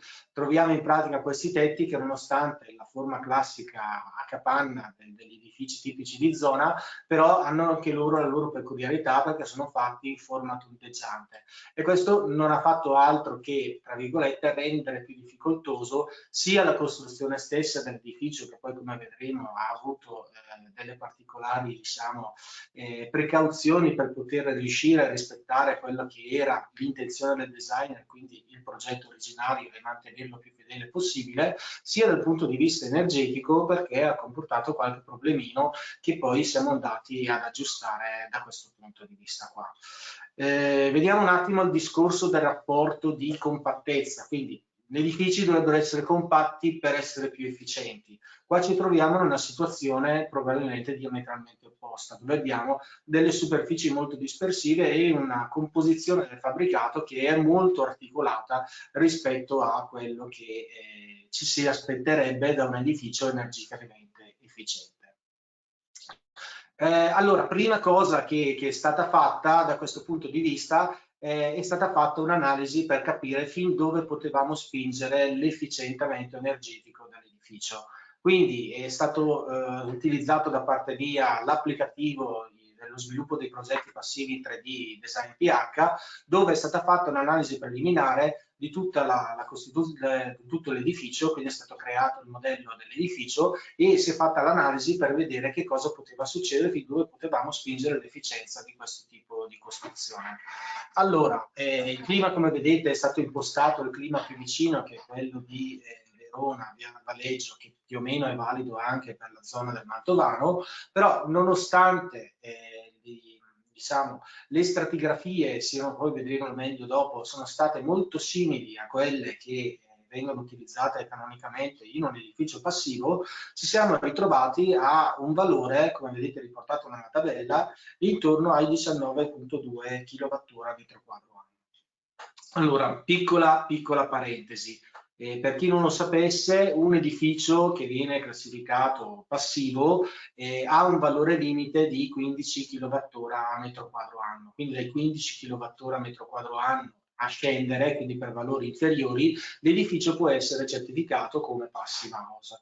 Però non tutti sanno probabilmente che la certificazione di Passive House non si limita solamente a certificare l'edificio Passive House, ma ha anche due tipi di certificazione che sono abbinati. Uno, che non è il caso che tratteremo oggi, si tratta della classificazione, della certificazione per ristrutturazioni, e uno invece per edifici che rientrano tra i 15 kWh metro quadro anno e i 30 kWh metro quadro anno. Questa certificazione, che non è meno nobile, diciamo, del passivo stesso, è stata concepita perché non sempre, quando si progettano edifici passivi, si riesce sempre ad arrivare al risultato al di sotto dei 15 kWh, vuoi per motivi di disposizione dell'edificio, vuoi per disposizione del lotto o altri impedimenti vari. Può essere che il rapporto dell'esito dell'analisi non porti ad avere proprio l'edificio al di sotto di questo limite, e quindi hanno allargato, tra virgolette, questa fascia di certificazione chiamandola non Passive House ma Passive House Low Energy Building per tutti quegli edifici comunque validi, comunque risparmiosi a bassissimo consumo energetico, ma che però per quei motivi che ci siamo detti sopra non riescono proprio ad arrivare a superare l'ostacolo, diciamo, dei 15 kWh. E questo è abbastanza il caso classico, nel senso ci troviamo a 19,2, abbiamo provato, è stato provato da parte mia a spingere l'edificio anche con stratigrafie molto spinte, però purtroppo, come tornavo a ripetere prima, la conformazione, l'articolazione del fabbricato non permetteva di raggiungere questo tipo di prestazione. Tanto è vero che se andiamo a vedere la maggior parte delle dispersioni, adesso qua è stato evidenziato il discorso del pavimento, ci troviamo ad avere delle dispersioni molto alte a pavimento e a soffitto, perché ovviamente l'edificio, non essendo compatto, ha una grande superficie a pavimento e una grande superficie al soffitto. E questo nonostante, torno a ripetere come ho detto prima, le stratigrafie dell'edificio sono state termicamente, diciamo, costruite come se fosse una Passive House. Vedete che nella tabella è evidenziato i valori che abbiamo utilizzato per la costruzione dell'edificio e i valori considerati del Passive House, che sono stratigrafie, valori termici molto vicini a quello che è stato utilizzato. Ciò nonostante, torno a ripetere, per la forma non si è riusciti ad arrivare a quel limite lì.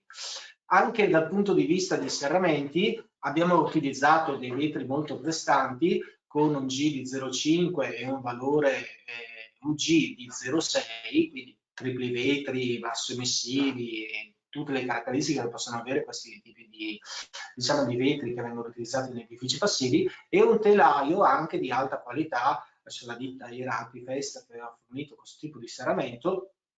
E nonostante, diciamo, questi valori ottimi dal punto di vista di serramenti, ottimi dal punto di vista di stratigrafie, ci siamo ritrovati a non poter raggiungere il risultato da questo punto di vista qua, nonostante l'edificio fosse molto buono.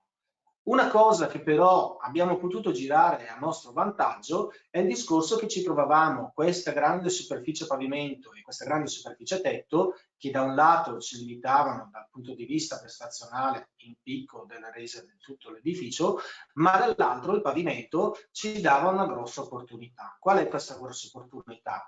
Realizzando la platea a contatto con il terreno, potevamo sfruttare il terreno come serbatoio di caldo e di freddo a seconda della stagione. E questo che cosa ci permetteva? Ci permetteva di farla lavorare, ottimizzare meglio il fabbricato e ottimizzare meglio la resa dell'impianto, la risposta dell'impianto all'interno dell'edificio, in modo tale da poter cercare di ottimizzarli il più possibile. Quindi, da questo punto di vista qua, con l'edificio, utilizzando questo sistema qua, l'edificio si è trovato ad avere in pratica uno scambio termico col terreno con una zona più calda rispetto alla temperatura esterna in inverno e una zona più fresca, quindi poter raffrescare, diciamo, le strutture dal punto di vista termico nella stagione estiva.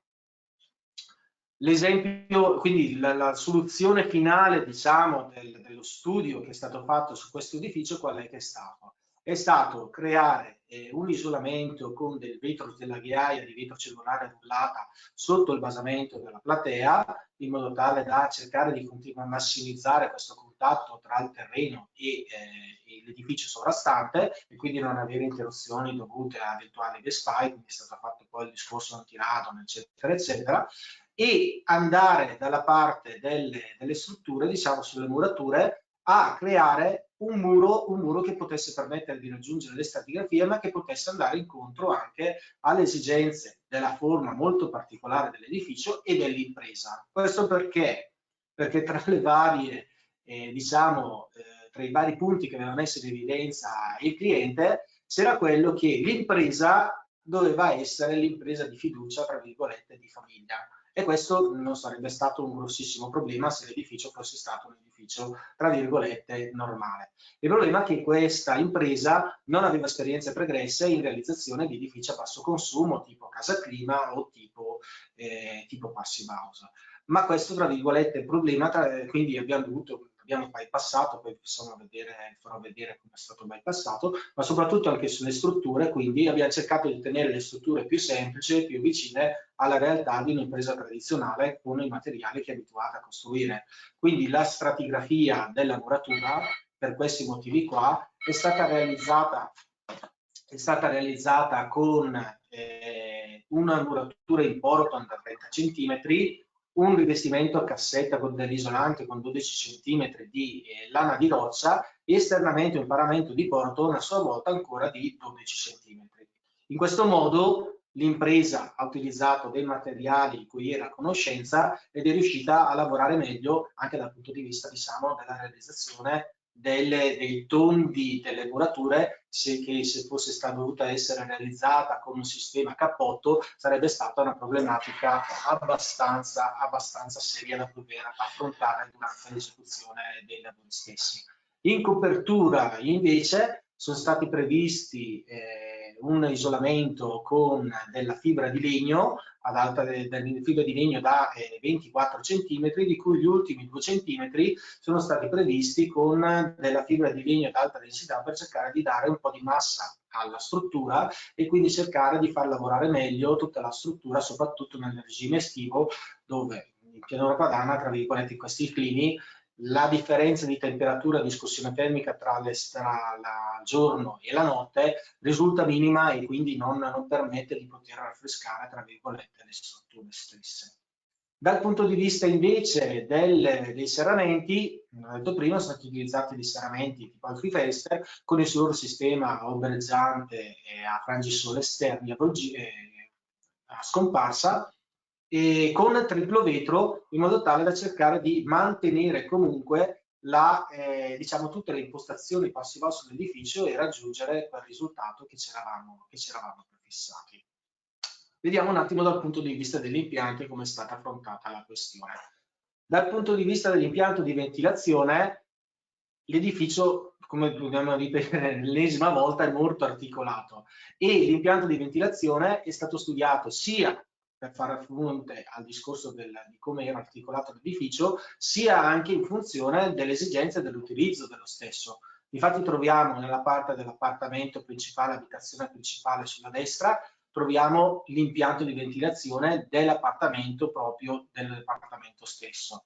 Mentre invece nella parte dove abbiamo l'autorimessa, la sala hobby e il piano primo dove abbiamo le stanze degli ospiti, si è optato per dividerlo in due diciamo, zone separate. Ora, premessa, siccome con l'impianto di ventilazioni così concepiti non c'è la possibilità di poter separare le zone, la soluzione più ovvia è stata quella di creare due sistemi indipendenti. Questo perché la zona hobby è quella, tra virgolette, usata saltuariamente, ma più usata rispetto a quelle che sono le zone delle camere superiori per gli ospiti. E quindi questa è soggetta ad avere un utilizzo più frequente rispetto al piano di sopra.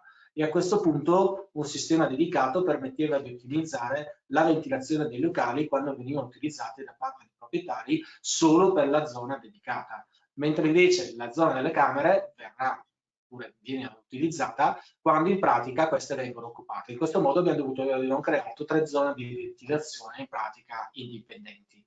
E questo fa parte dei limiti, diciamo, dell'edificio, come abbiamo visto prima per la struttura anche dal punto di vista impiantistico, fa parte dei limiti dell'articolazione stessa dell'edificio, perché avendo delle zone diverse, utilizzi diversi, ovviamente anche l'impianto deve seguire un po' quelle che sono le articolazioni dell'edificio e gli utilizzi effettivi che vengono fatti dei locali. Dal punto di vista di climatizzazione, idem, ci ritroviamo nella stessa situazione. Quindi è stato optato per un sistema radiante a pavimento.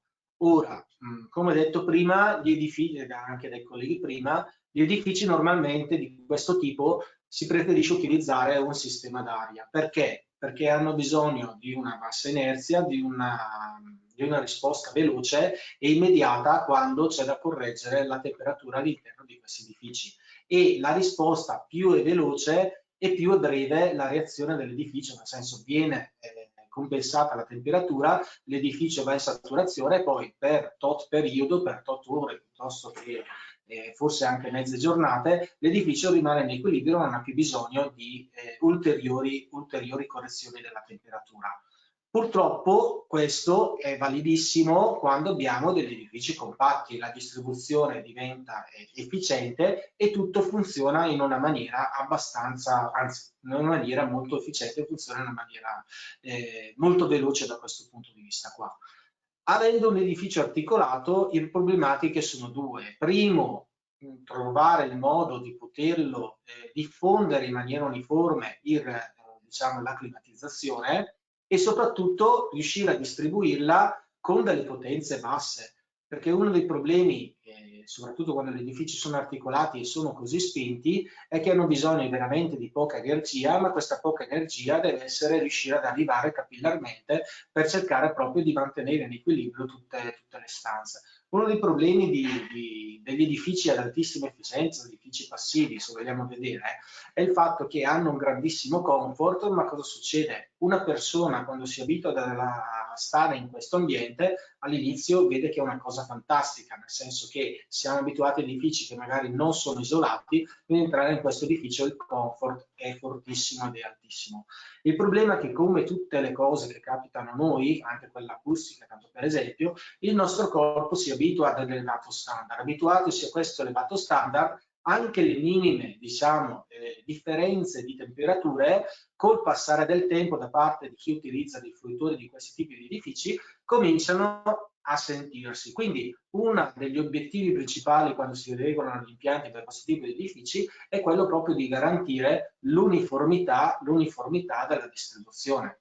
Esempio molto pratico: abitiamo in una casa non isolata, tra la zona giorno e la zona notte abbiamo una differenza magari di 2, anche 3 gradi, quindi abbiamo 20 gradi in zona giorno e 17 gradi nelle camere. Ma questo fa parte della nostra abitudine, quindi anche se sentiamo la percezione della temperatura, siamo disposti ad accettarla. In un edificio invece così altamente performante abbiamo 20 gradi uniformi dappertutto, 20 o 21 a seconda del tipo di edificio, della stagione in cui ci troviamo all'interno del periodo invernale, se è flugellizzata o meno, tanto per capirci.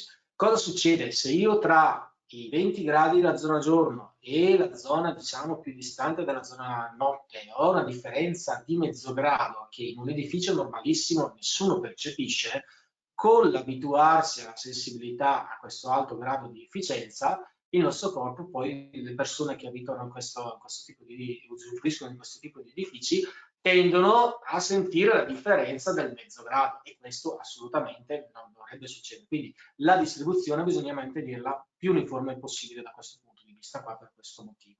E quindi l'articolazione ha portato a realizzare un radiante a pavimento sia in caldo che in freddo.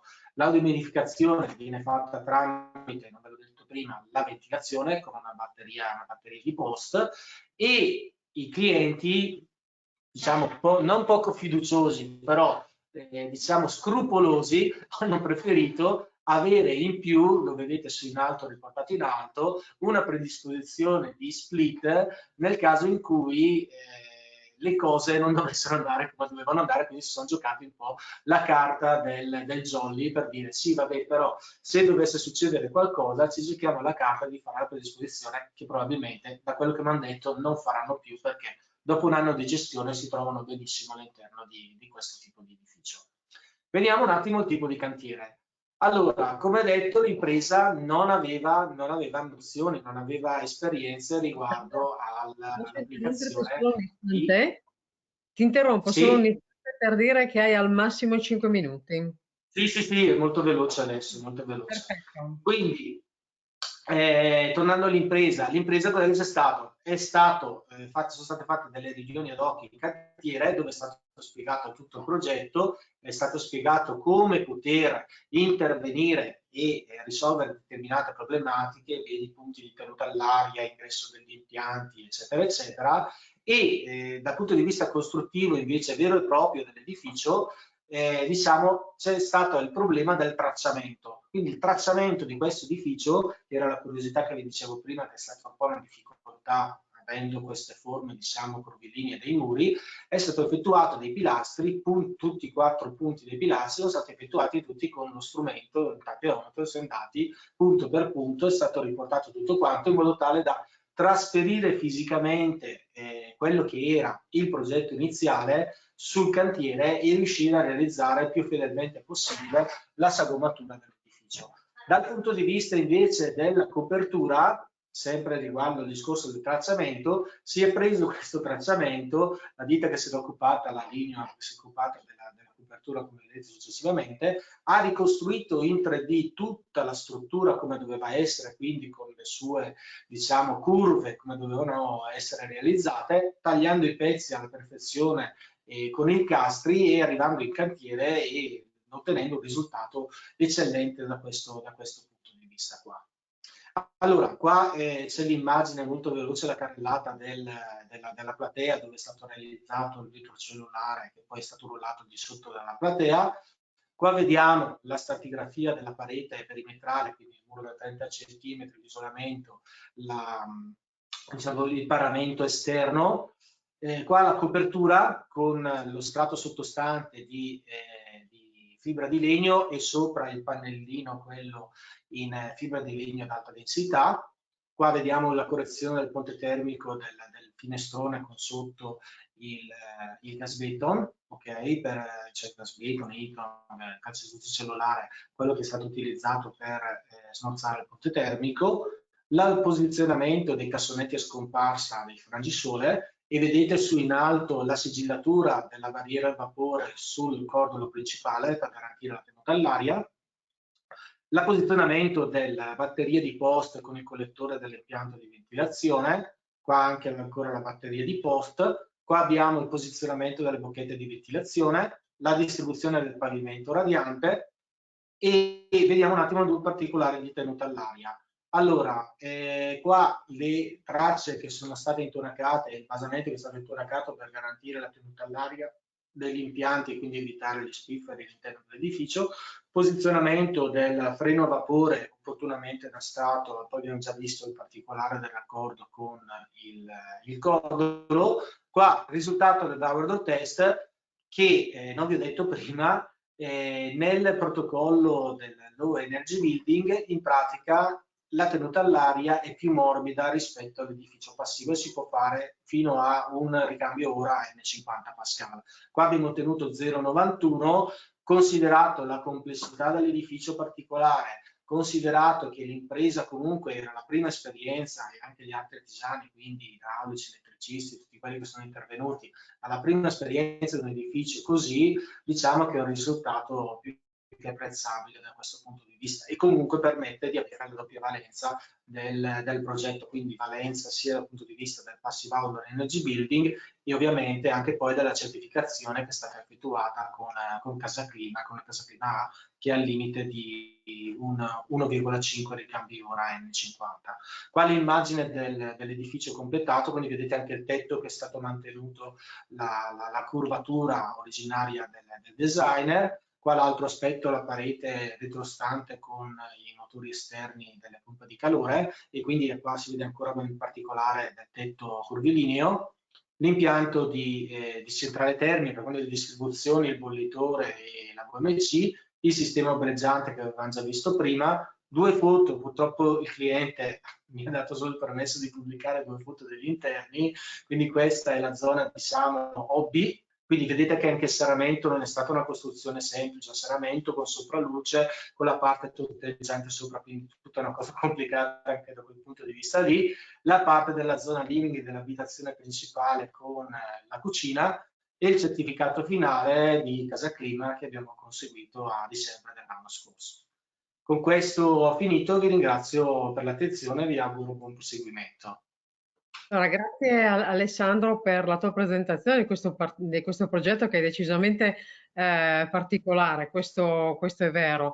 Sembra quasi un'architettura organica, vedendola un po' come forme, eccetera. Credo che l'architetto il designer si sia un po' ispirato a quel filone di architettura. Ti chiedo solo una cortesia, che poi è anche una curiosità alla fine. Di uno dei nostri partecipanti, perché la tua presentazione è stata esaustiva, anzi hai messo anche in evidenza delle non criticità, ma delle cose che devono essere tenute in considerazione nel momento in cui si decide di approcciare, di costruire e progettare un edificio di questo tipo.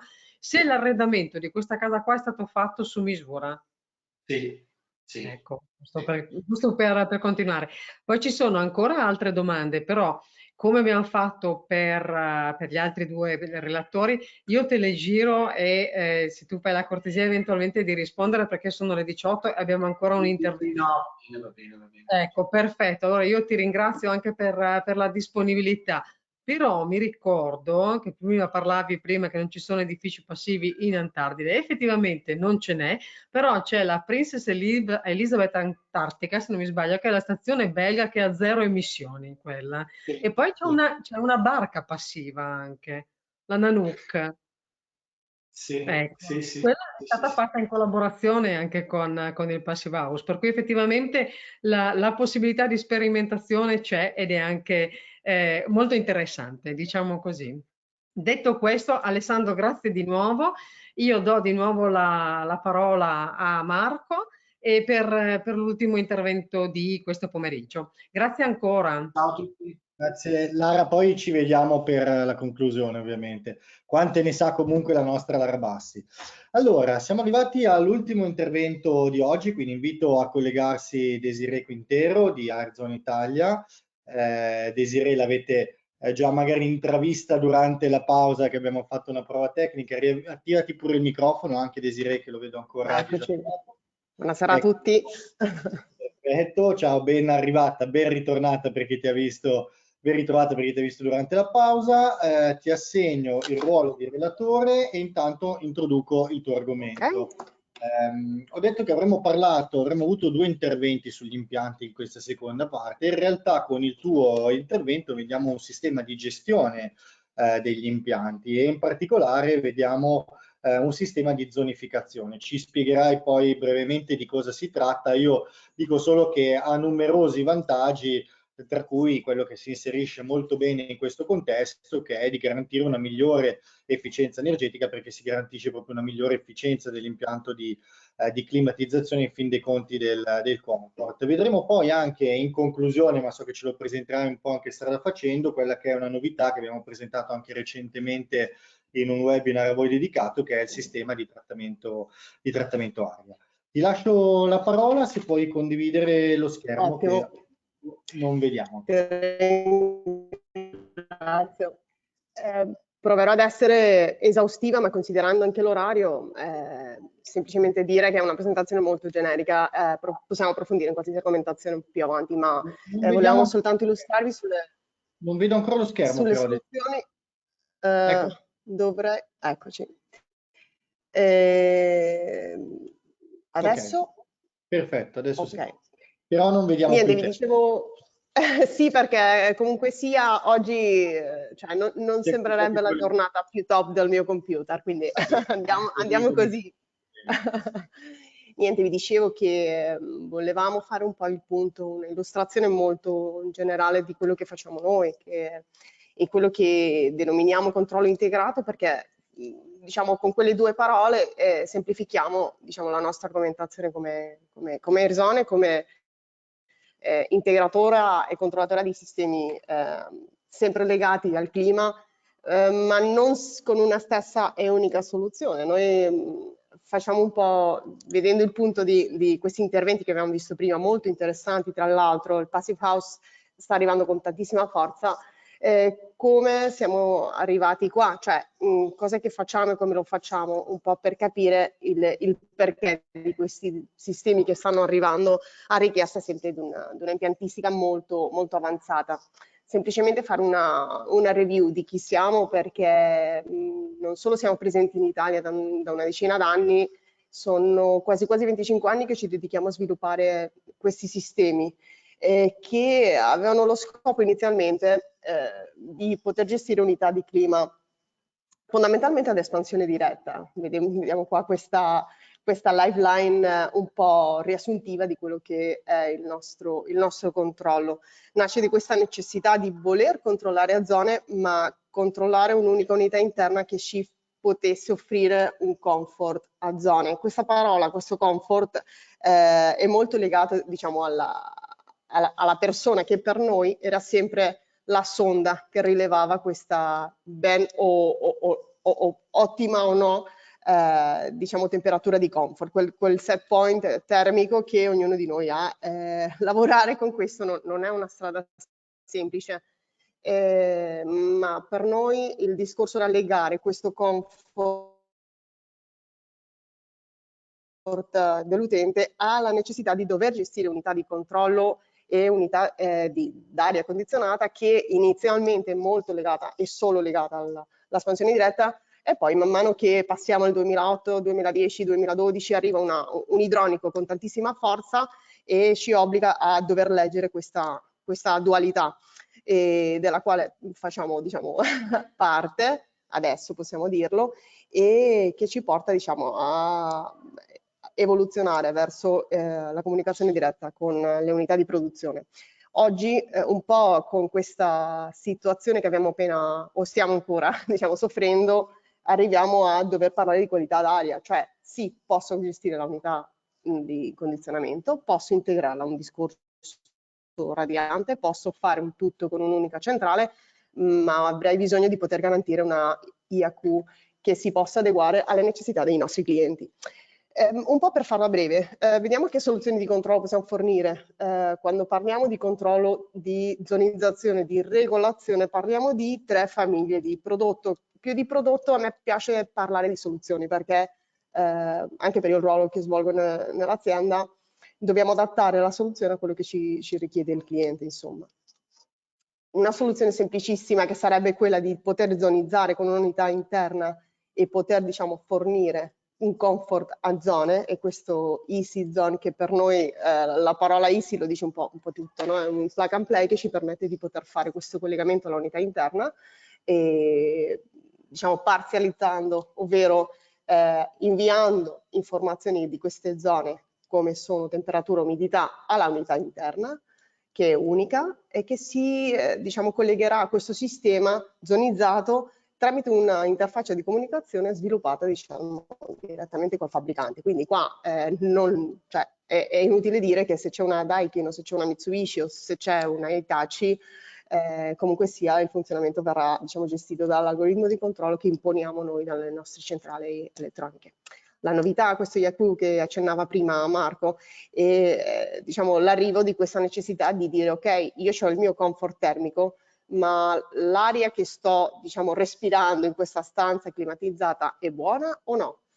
Per diciamo, poter sviluppare questo sì-no sul serio, dobbiamo capire che ci serve un diciamo, tester che non sia solo l'utente finale, che era quello che prima ci diceva se era in comfort oppure no. Andando su un termostato, imponendo una temperatura, ci stava. Adesso dobbiamo capire che necessitiamo assolutamente un sensore che ci dia queste informazioni in merito a quanto sia buona l'aria che stiamo respirando e quanto deve essere, diciamo, pulita quest'aria. Quantificare questa qualità dell'aria per noi è fondamentale.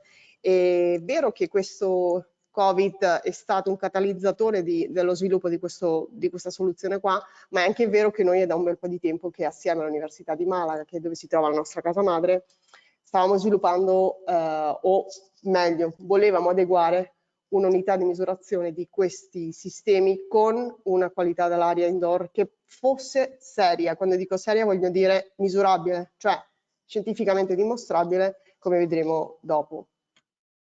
Quando parliamo di regolazione, quando parliamo di sistemi un po' più complessi, perché dobbiamo considerare più unità, perché magari il radiante fa anche il freddo, perché c'è un'esigenza a livello progettuale di gestire la pompa di calore. Vedevamo prima Corea, noi lavoriamo con loro perché non si capirebbe mai la gestione di questi split o di questi fan coil singoli o di queste unità a parete che devono essere gestite da una pompa di calore se non siamo in grado di poter comunicarci con questa pompa di calore. Per quanto riguarda le temperature in ogni stage, diciamo, la distribuzione dell'acqua, o per quanto riguarda diciamo, il controllo da remoto che oggi diciamo, la norma ci chiede in modo da poter essere dentro di quasi tutti gli incentivi fiscali a livello di legislazione italiana. No? La soluzione Aquazone sarebbe quella che si adatta di più a una progettazione avanzata, cioè noi dobbiamo capire cosa ci chiede il progettista, dargli una soluzione chiusa e diciamo chiusa dal punto di vista della soluzione in se stessa, ma che si possa integrare poi ad una eventuale domotica o semplicemente a un cloud che possa essere gestito da remoto. E quando si parla di controllo remoto si deve assolutamente parlare di una soluzione puntuale, perché anche questa è sulla strada. Io ho bisogno di poter gestire uno split senza un sistema di controllo air zone per integrarlo ad un'integrazione via Connex. Ho bisogno di un dispositivo che mi dia questo consenso e che mi permetta di leggere quei parametri che con l'esperienza fatta a livello di questa interfaccia di comunicazione legga tutto quello che abbia a che vedere con diciamo, l'alimentazione della unità. Insomma. E questo sarebbe la terza famiglia di controllo, AIDU, che è un dispositivo che direttamente sull'unità mi dà quel controllo avanzato, un controllo in più. Insomma. Diciamo che in quella linea che vi ho fatto vedere prima, dove vedevamo un po' la nostra evoluzione, arriviamo al momento in cui capiamo che Airzone può diventare un diciamo, hub di controllo che unisca l'IoT, ovvero l'Internet of Things, e il controllo dell'aria nel mondo HVAC, con il radiante incluso. Perché? Perché noi sappiamo come gestire le unità di climatizzazione, sappiamo che esigenza a livello IoT ci chiede il nostro cliente, sappiamo come integrare tutte e due le cose, abbiamo un cloud fisso controllato da noi, sviluppato da noi e sappiamo come tradurre quelle informazioni là.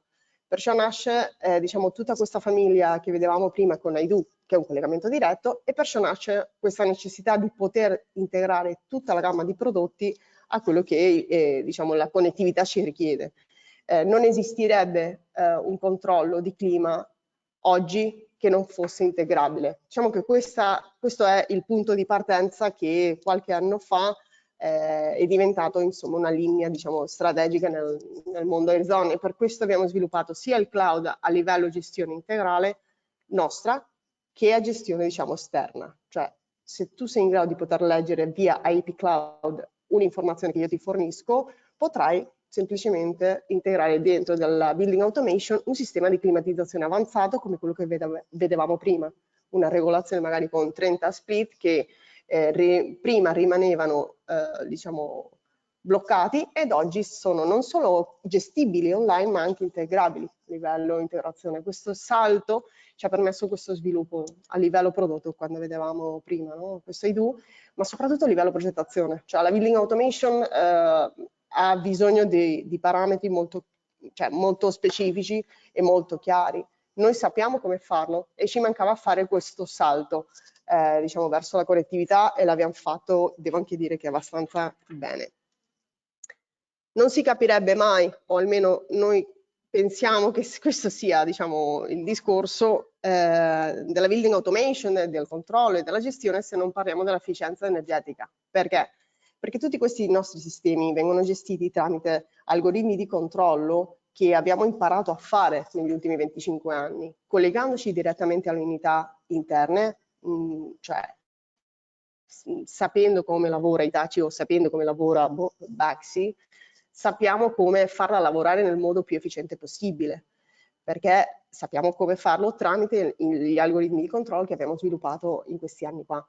Per noi è diventato fondamentale poter dialogare direttamente con diciamo, le case produttrici di questi sistemi per poter migliorare questi algoritmi qua, in modo da poter poi arrivare a strettamente quell'associazione che regola questa argomentazione di efficienza energetica. Noi siamo presenti diciamo, a livello fisso in 4 mercati assolutamente diversi: Spagna, Francia, Stati Uniti, Italia.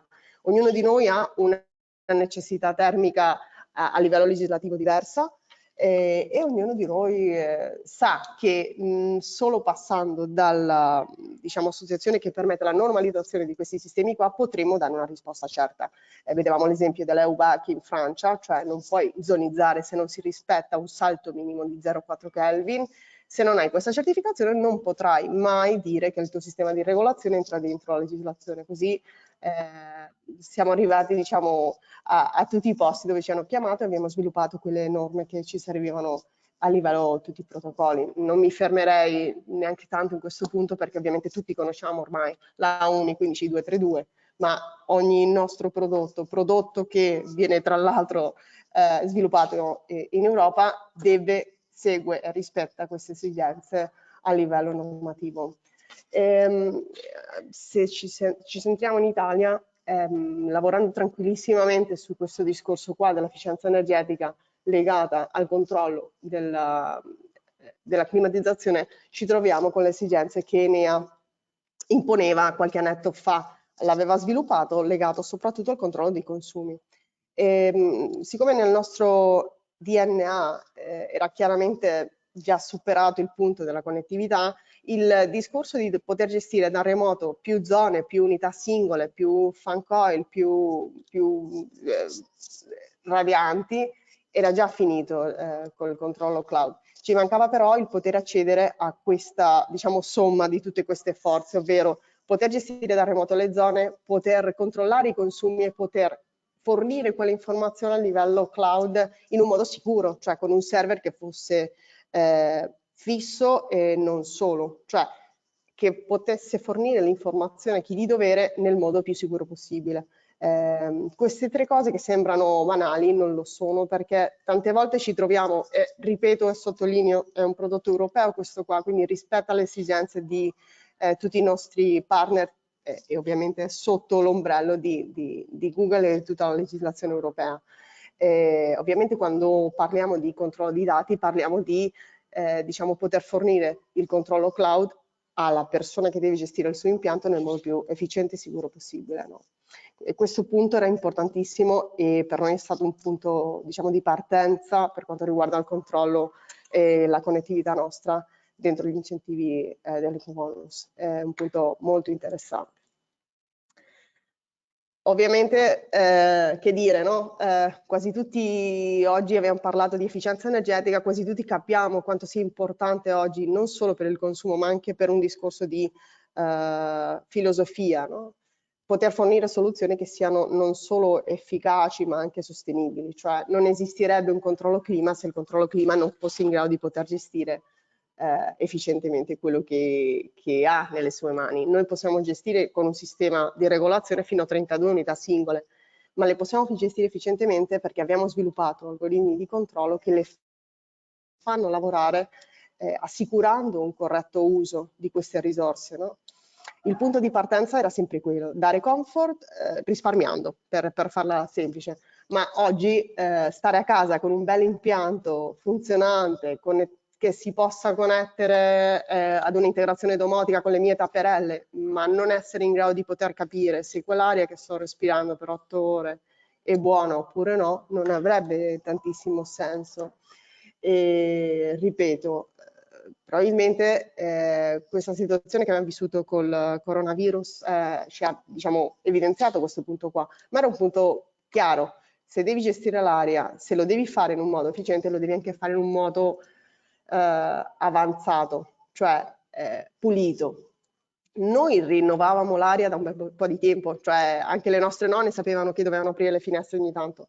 È chiaro che diciamo, la ventilazione meccanica forzata è stato un punto di, diciamo, importanza e diciamo, abbiamo dovuto aggiungerla dentro i nostri plenum come, diciamo, base, in modo da poter assicurare questo rinnovo, questo bypass d'aria fresca che ci potesse, diciamo, pulire un po' l'ambiente. Parliamo di particelle e parliamo non solo di quelle particole che possono essere magari un po' fastidiose, se mi permettete l'espressione, parliamo anche di poter capire qual è il meccanismo che mi può permettere di poter avere un'aria più pulita possibile.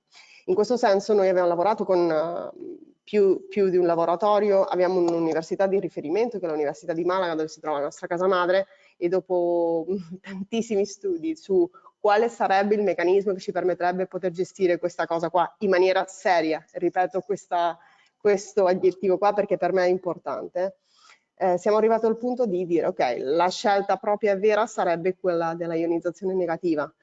Perché? Perché noi sappiamo come funziona la ionizzazione negativa quando si parla di dover filtrare dinamicamente un flusso d'aria, ovvero ovviamente quando parliamo di come gestire un filtro, sappiamo che questo filtro agisce su una stessa superficie in uno stesso modo. Quando parliamo d'aria parliamo di portata diversa, parliamo di almeno 2 situazioni chiaramente diverse, modalità freddo, modalità caldo, inerzie diverse, e parliamo anche di contaminanti diversi, no? Per noi era importante poter assicurare che la zonizzazione che facciamo a livello comfort termico fosse, diciamo, chiaramente differenziata anche a livello della qualità dell'aria. Ovviamente se io in una zona sto usando, diciamo, un determinato materiale e questo materiale mi dà fastidio, avrò un bisogno chiaro di filtrare quell'aria lì. Magari nella stanza accanto non c'è questo bisogno, quindi questa, diciamo, attività di dover ionizzare non si dovrà attivare. I nostri sistemi, che sono sempre dotati di una scheda elettronica centrale, sono in grado di poter leggere queste cose qua e cioè, fare questa imposizione direttamente in una modalità automatica, è la novità di quest'anno. Ma ovviamente gli daremo e gli diamo all'utente la possibilità di poter gestirsi autonomamente, così come fa con la temperatura, anche questo livello di qualità d'aria, cioè anche questa possibilità di poter dire ok, io ho la mia zona in funzionamento, attivami questo ionizzatore, che praticamente quello che farà sarà cattare quelle particelle che non sono, diciamo, il top per quanto riguarda la salute della persona che dovrà stare in quella zona lì, attivarla e fare in modo che diciamo, si possano bloccare queste particelle e provocare questo blocco della dispersione delle stesse. Questo qua legato anche al discorso che vi dicevo prima, no? Lo studio di tutte le possibilità che c'erano da considerare quando si parlava di dover integrare l'IAQ dentro un sistema di regolazione a zone, ci ha fatto scegliere appunto questa scelta qua. La ionizzazione negativa presenta un livello, diciamo, di blocco nelle particelle che ad oggi è imbattibile. Per questo motivo è stato considerato come, diciamo, sistema di riferimento per questi sistemi qua. Potete trovare, diciamo, ovviamente più informazioni dettagliate e se vi serve io ve la posso anche dare. Ripeto, non volevo fare una sorta di storia commerciale in questo senso, ma per me è importante trasmettervi questo concetto della qualità dell'aria indoor dal punto di vista dello studio che c'è dietro, cioè perché c'è tantissimo disturbo, diciamo, tecnico in questo senso, lo saprete anche voi, ed è importante sapere che informazioni forniamo ai nostri clienti in modo da poter essere più precisi possibili, insomma, più adeguare questo discorso qua, perché non si capirebbe, diciamo, una soluzione se non viene, diciamo, rinforzata da uno studio che possa, diciamo, assicurare che quello che diciamo è giusto, no? Come è normale che sia, insomma. Per questo motivo, niente, abbiamo lo studio sviluppato dall'Università di Malaga con diciamo, la comparativa di queste soluzioni qua, è stato presentato un mesetto fa via ICAR, dove il nostro responsabile di formazione, Davide Truffo, ha diciamo, illustrato i colleghi dell'associazione ICAR in modo da poter un po' paragonare le diverse tecnologie di soluzione. Questo studio, anche questo è disponibile. E se vi serve si può sempre, diciamo, condividere, non sarebbe un problema, anzi per noi è un piacere. E niente, volevo chiudere un po' con le solite o i soliti case study, cioè i lavori che facciamo un po' dappertutto, in modo da capire come Aizen si adegua alle soluzioni che ci arrivano, ovvero la solita soluzione per 90 metri quadri dove abbiamo bisogno di zonizzare 4 stanze, o l'appartamento a 4 piani con una pompa di calore, o l'albergo che deve gestire anche l'accensione di una pompa di calore per una zona che viene isolata dal resto, eccetera, eccetera, eccetera. E niente, con questo finisco, vi ringrazio tantissimo dell'attenzione e come al solito rimango a disposizione, insomma. Grazie. Sì, grazie Desiree. Un paio di domande anche per te. Allora, ci pare di capire che insomma in buona sostanza sia il plenum che gestisca un pochino tutto. Quali sono le misure che devono prevedere i nostri professionisti per inserire questa soluzione?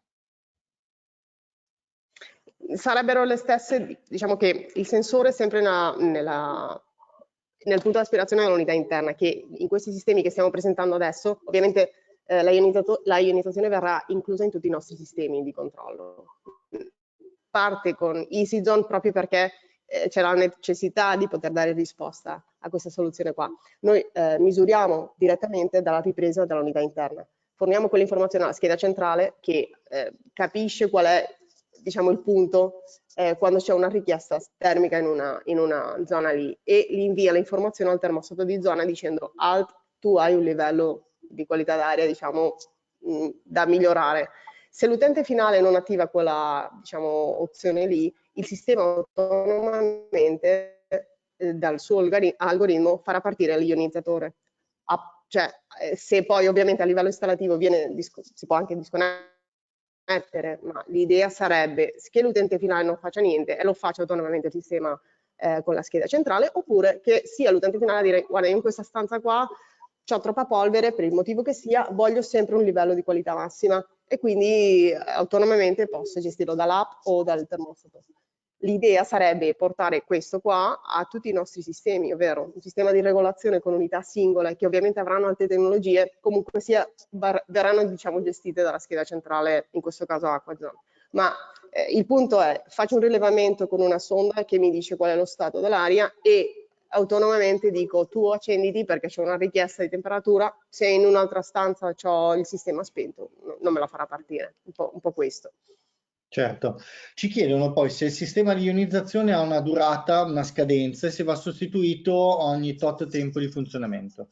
Sì, diciamo che a pompa piena, cioè lavorando tutti i giorni ha una vita di 8 anni.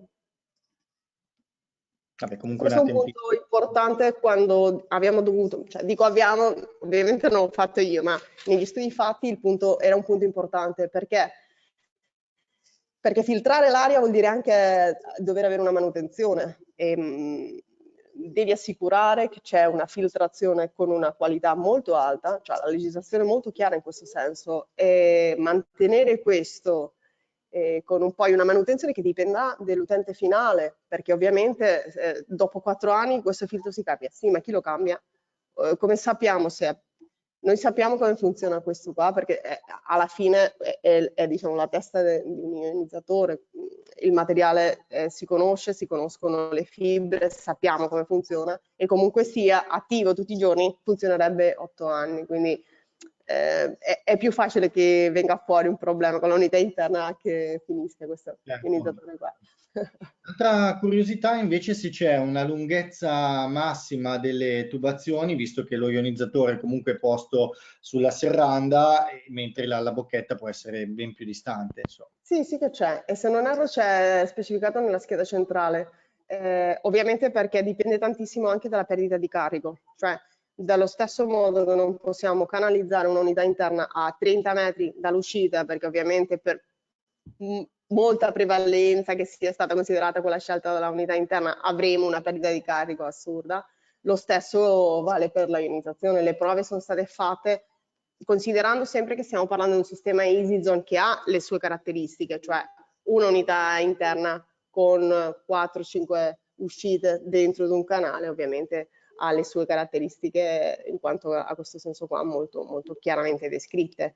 Il punto sarebbe, se io dovessi fare questo discorso di ionizzazione in un sistema di regolazione, questa ionizzazione dovrebbe essere sempre nella stanza dove sto, diciamo, tirando fuori l'aria, che sarà questo quello che faremo con un sistema AquaZone. In un sistema EasyZone ovviamente c'è una, diciamo, una limitazione legata anche alla lunghezza per la perdita di carico, quindi sì, nella scheda centrale, nella descrizione della scheda tecnica c'è, in questo momento non saprei se sono 12 metri, 15 metri, ma c'è ovviamente sì. Comunque c'è questa lunghezza. Sì, sì. Va bene, perfetto. Allora direi che abbiamo concluso. Altre domande che vedo che stanno arrivando te le girerò come per gli altri relatori. Assolutamente. Sede per una risposta. Ti ringrazio ovviamente per averci illustrato questa tecnologia, questa novità. Peraltro ricordo che sul sito di Azero Web abbiamo dedicato una news che poi rimanda anche per approfondimento sul vostro sito, ed è linkato anche il webinar che abbiamo tenuto proprio un paio di settimane fa dedicato a questa nuova tecnologia. Quindi se qualcuno lo volesse approfondire, chiaramente era un'ora dedicata solo a quella. E poi siamo sempre qua, quindi se avete bisogno contattateci. Ripeto, non volevamo oggi volevamo un po' una illustrazione generale di una cosa che stava arrivando 3 anni fa, oggi è una realtà e domani sarà, diciamo, chiaramente per tutti, no? All'ordine del giorno. Certo. Grazie mille, ti ringrazio. Io invito a ricollegarsi la mia collega Lara Bassi. Eccoci qua, Lara, ben ritornata. Siamo arrivati a conclusione di questo intenso pomeriggio. Io vorrei farti dire cosa troviamo domani, cosa ci aspetta domani. Allora, domani, prima faccio una considerazione, Marco, perché non vorrei che passasse un messaggio sbagliato. Nel senso, oggi noi abbiamo parlato molto di Passive House, ok? Ne parleremo anche domani, perché il primo caso studio che andremo a vedere domani è una riqualificazione a Sorrento, quindi ci spostiamo in clima decisamente mediterraneo e lo standard che è stato scelto dal progettista e dal committente è stato proprio il Passive House. Non vorrei che passasse il messaggio che gli edifici a basso consumo energetico o a bassissimo consumo energetico sono solamente quelli del Passive House o eventualmente quelli di Casa Clima in classe Gold, eccetera. Vorrei far capire, insomma, chi ci sta guardando da casa, chi ci ha accompagnato in questo pomeriggio, che noi abbiamo scelto delle eccellenze, tra virgolette, di progetti a bassissimo consumo energetico. E se dobbiamo andare a scegliere un'eccellenza, dobbiamo per forza andare lì, perché è un sistema, sia Passive House che Casa Clima, che permettono un controllo effettivo del progetto. Per cui questa è innanzitutto la puntualizzazione che volevo fare, perché mi sembra corretto, anche perché come rivista noi non sposiamo né uno né l'altro e eccetera. Diamo una panoramica di quello che si vede in giro. Effettivamente in questo periodo si vedono molte Casa Clima Gold, molte Passive House. Il prossimo numero di A0, che è il numero dedicato alle nuove edificazioni, ci sono veramente tantissime Passive House e tantissime Casa Clima Gold, ve lo dico subito. Per cui, oltre alla riqualificazione in clima mediterraneo a Sorrento, andremo a vedere la riqualificazione, una Casa Clima R in questo caso, di un'unica unità immobiliare all'interno di un complesso più grande, per cui anche l'intervenire puntualmente, e invece andremo poi anche a vedere una riqualificazione sia energetica che anche sismica che si è agevolata del super bonus 110%, per cui possiamo effettivamente andare a vedere come è stato ammodernato questo condominio e ci troviamo a Modena. Quindi questi sono i casi studio di domani che andremo in pratica a vedere con i progettisti. Bene, bene, grazie Lara. Vedremo anche dei focus tecnologici, ma quelli non ve li dico, li scopriamo domani insieme, direi. Allora, io ringrazio te Lara per questa diciamo conduzione a due, ringrazio ovviamente tutti i partecipanti che ci hanno seguito oggi. L'appuntamento è a domani, peraltro per l'appunto parliamo di riqualificazione, quindi direi il tema del momento, ed è una buona occasione per concludere la settimana di lavoro insieme. Grazie a tutti e una buona serata. Grazie a te Lara, una buona serata anche a te. Anche a te Marco, io ringrazio naturalmente quelli che sono rimasti collegati fino adesso, che sono ancora numerosi, e a domani. Grazie mille, ciao, a domani.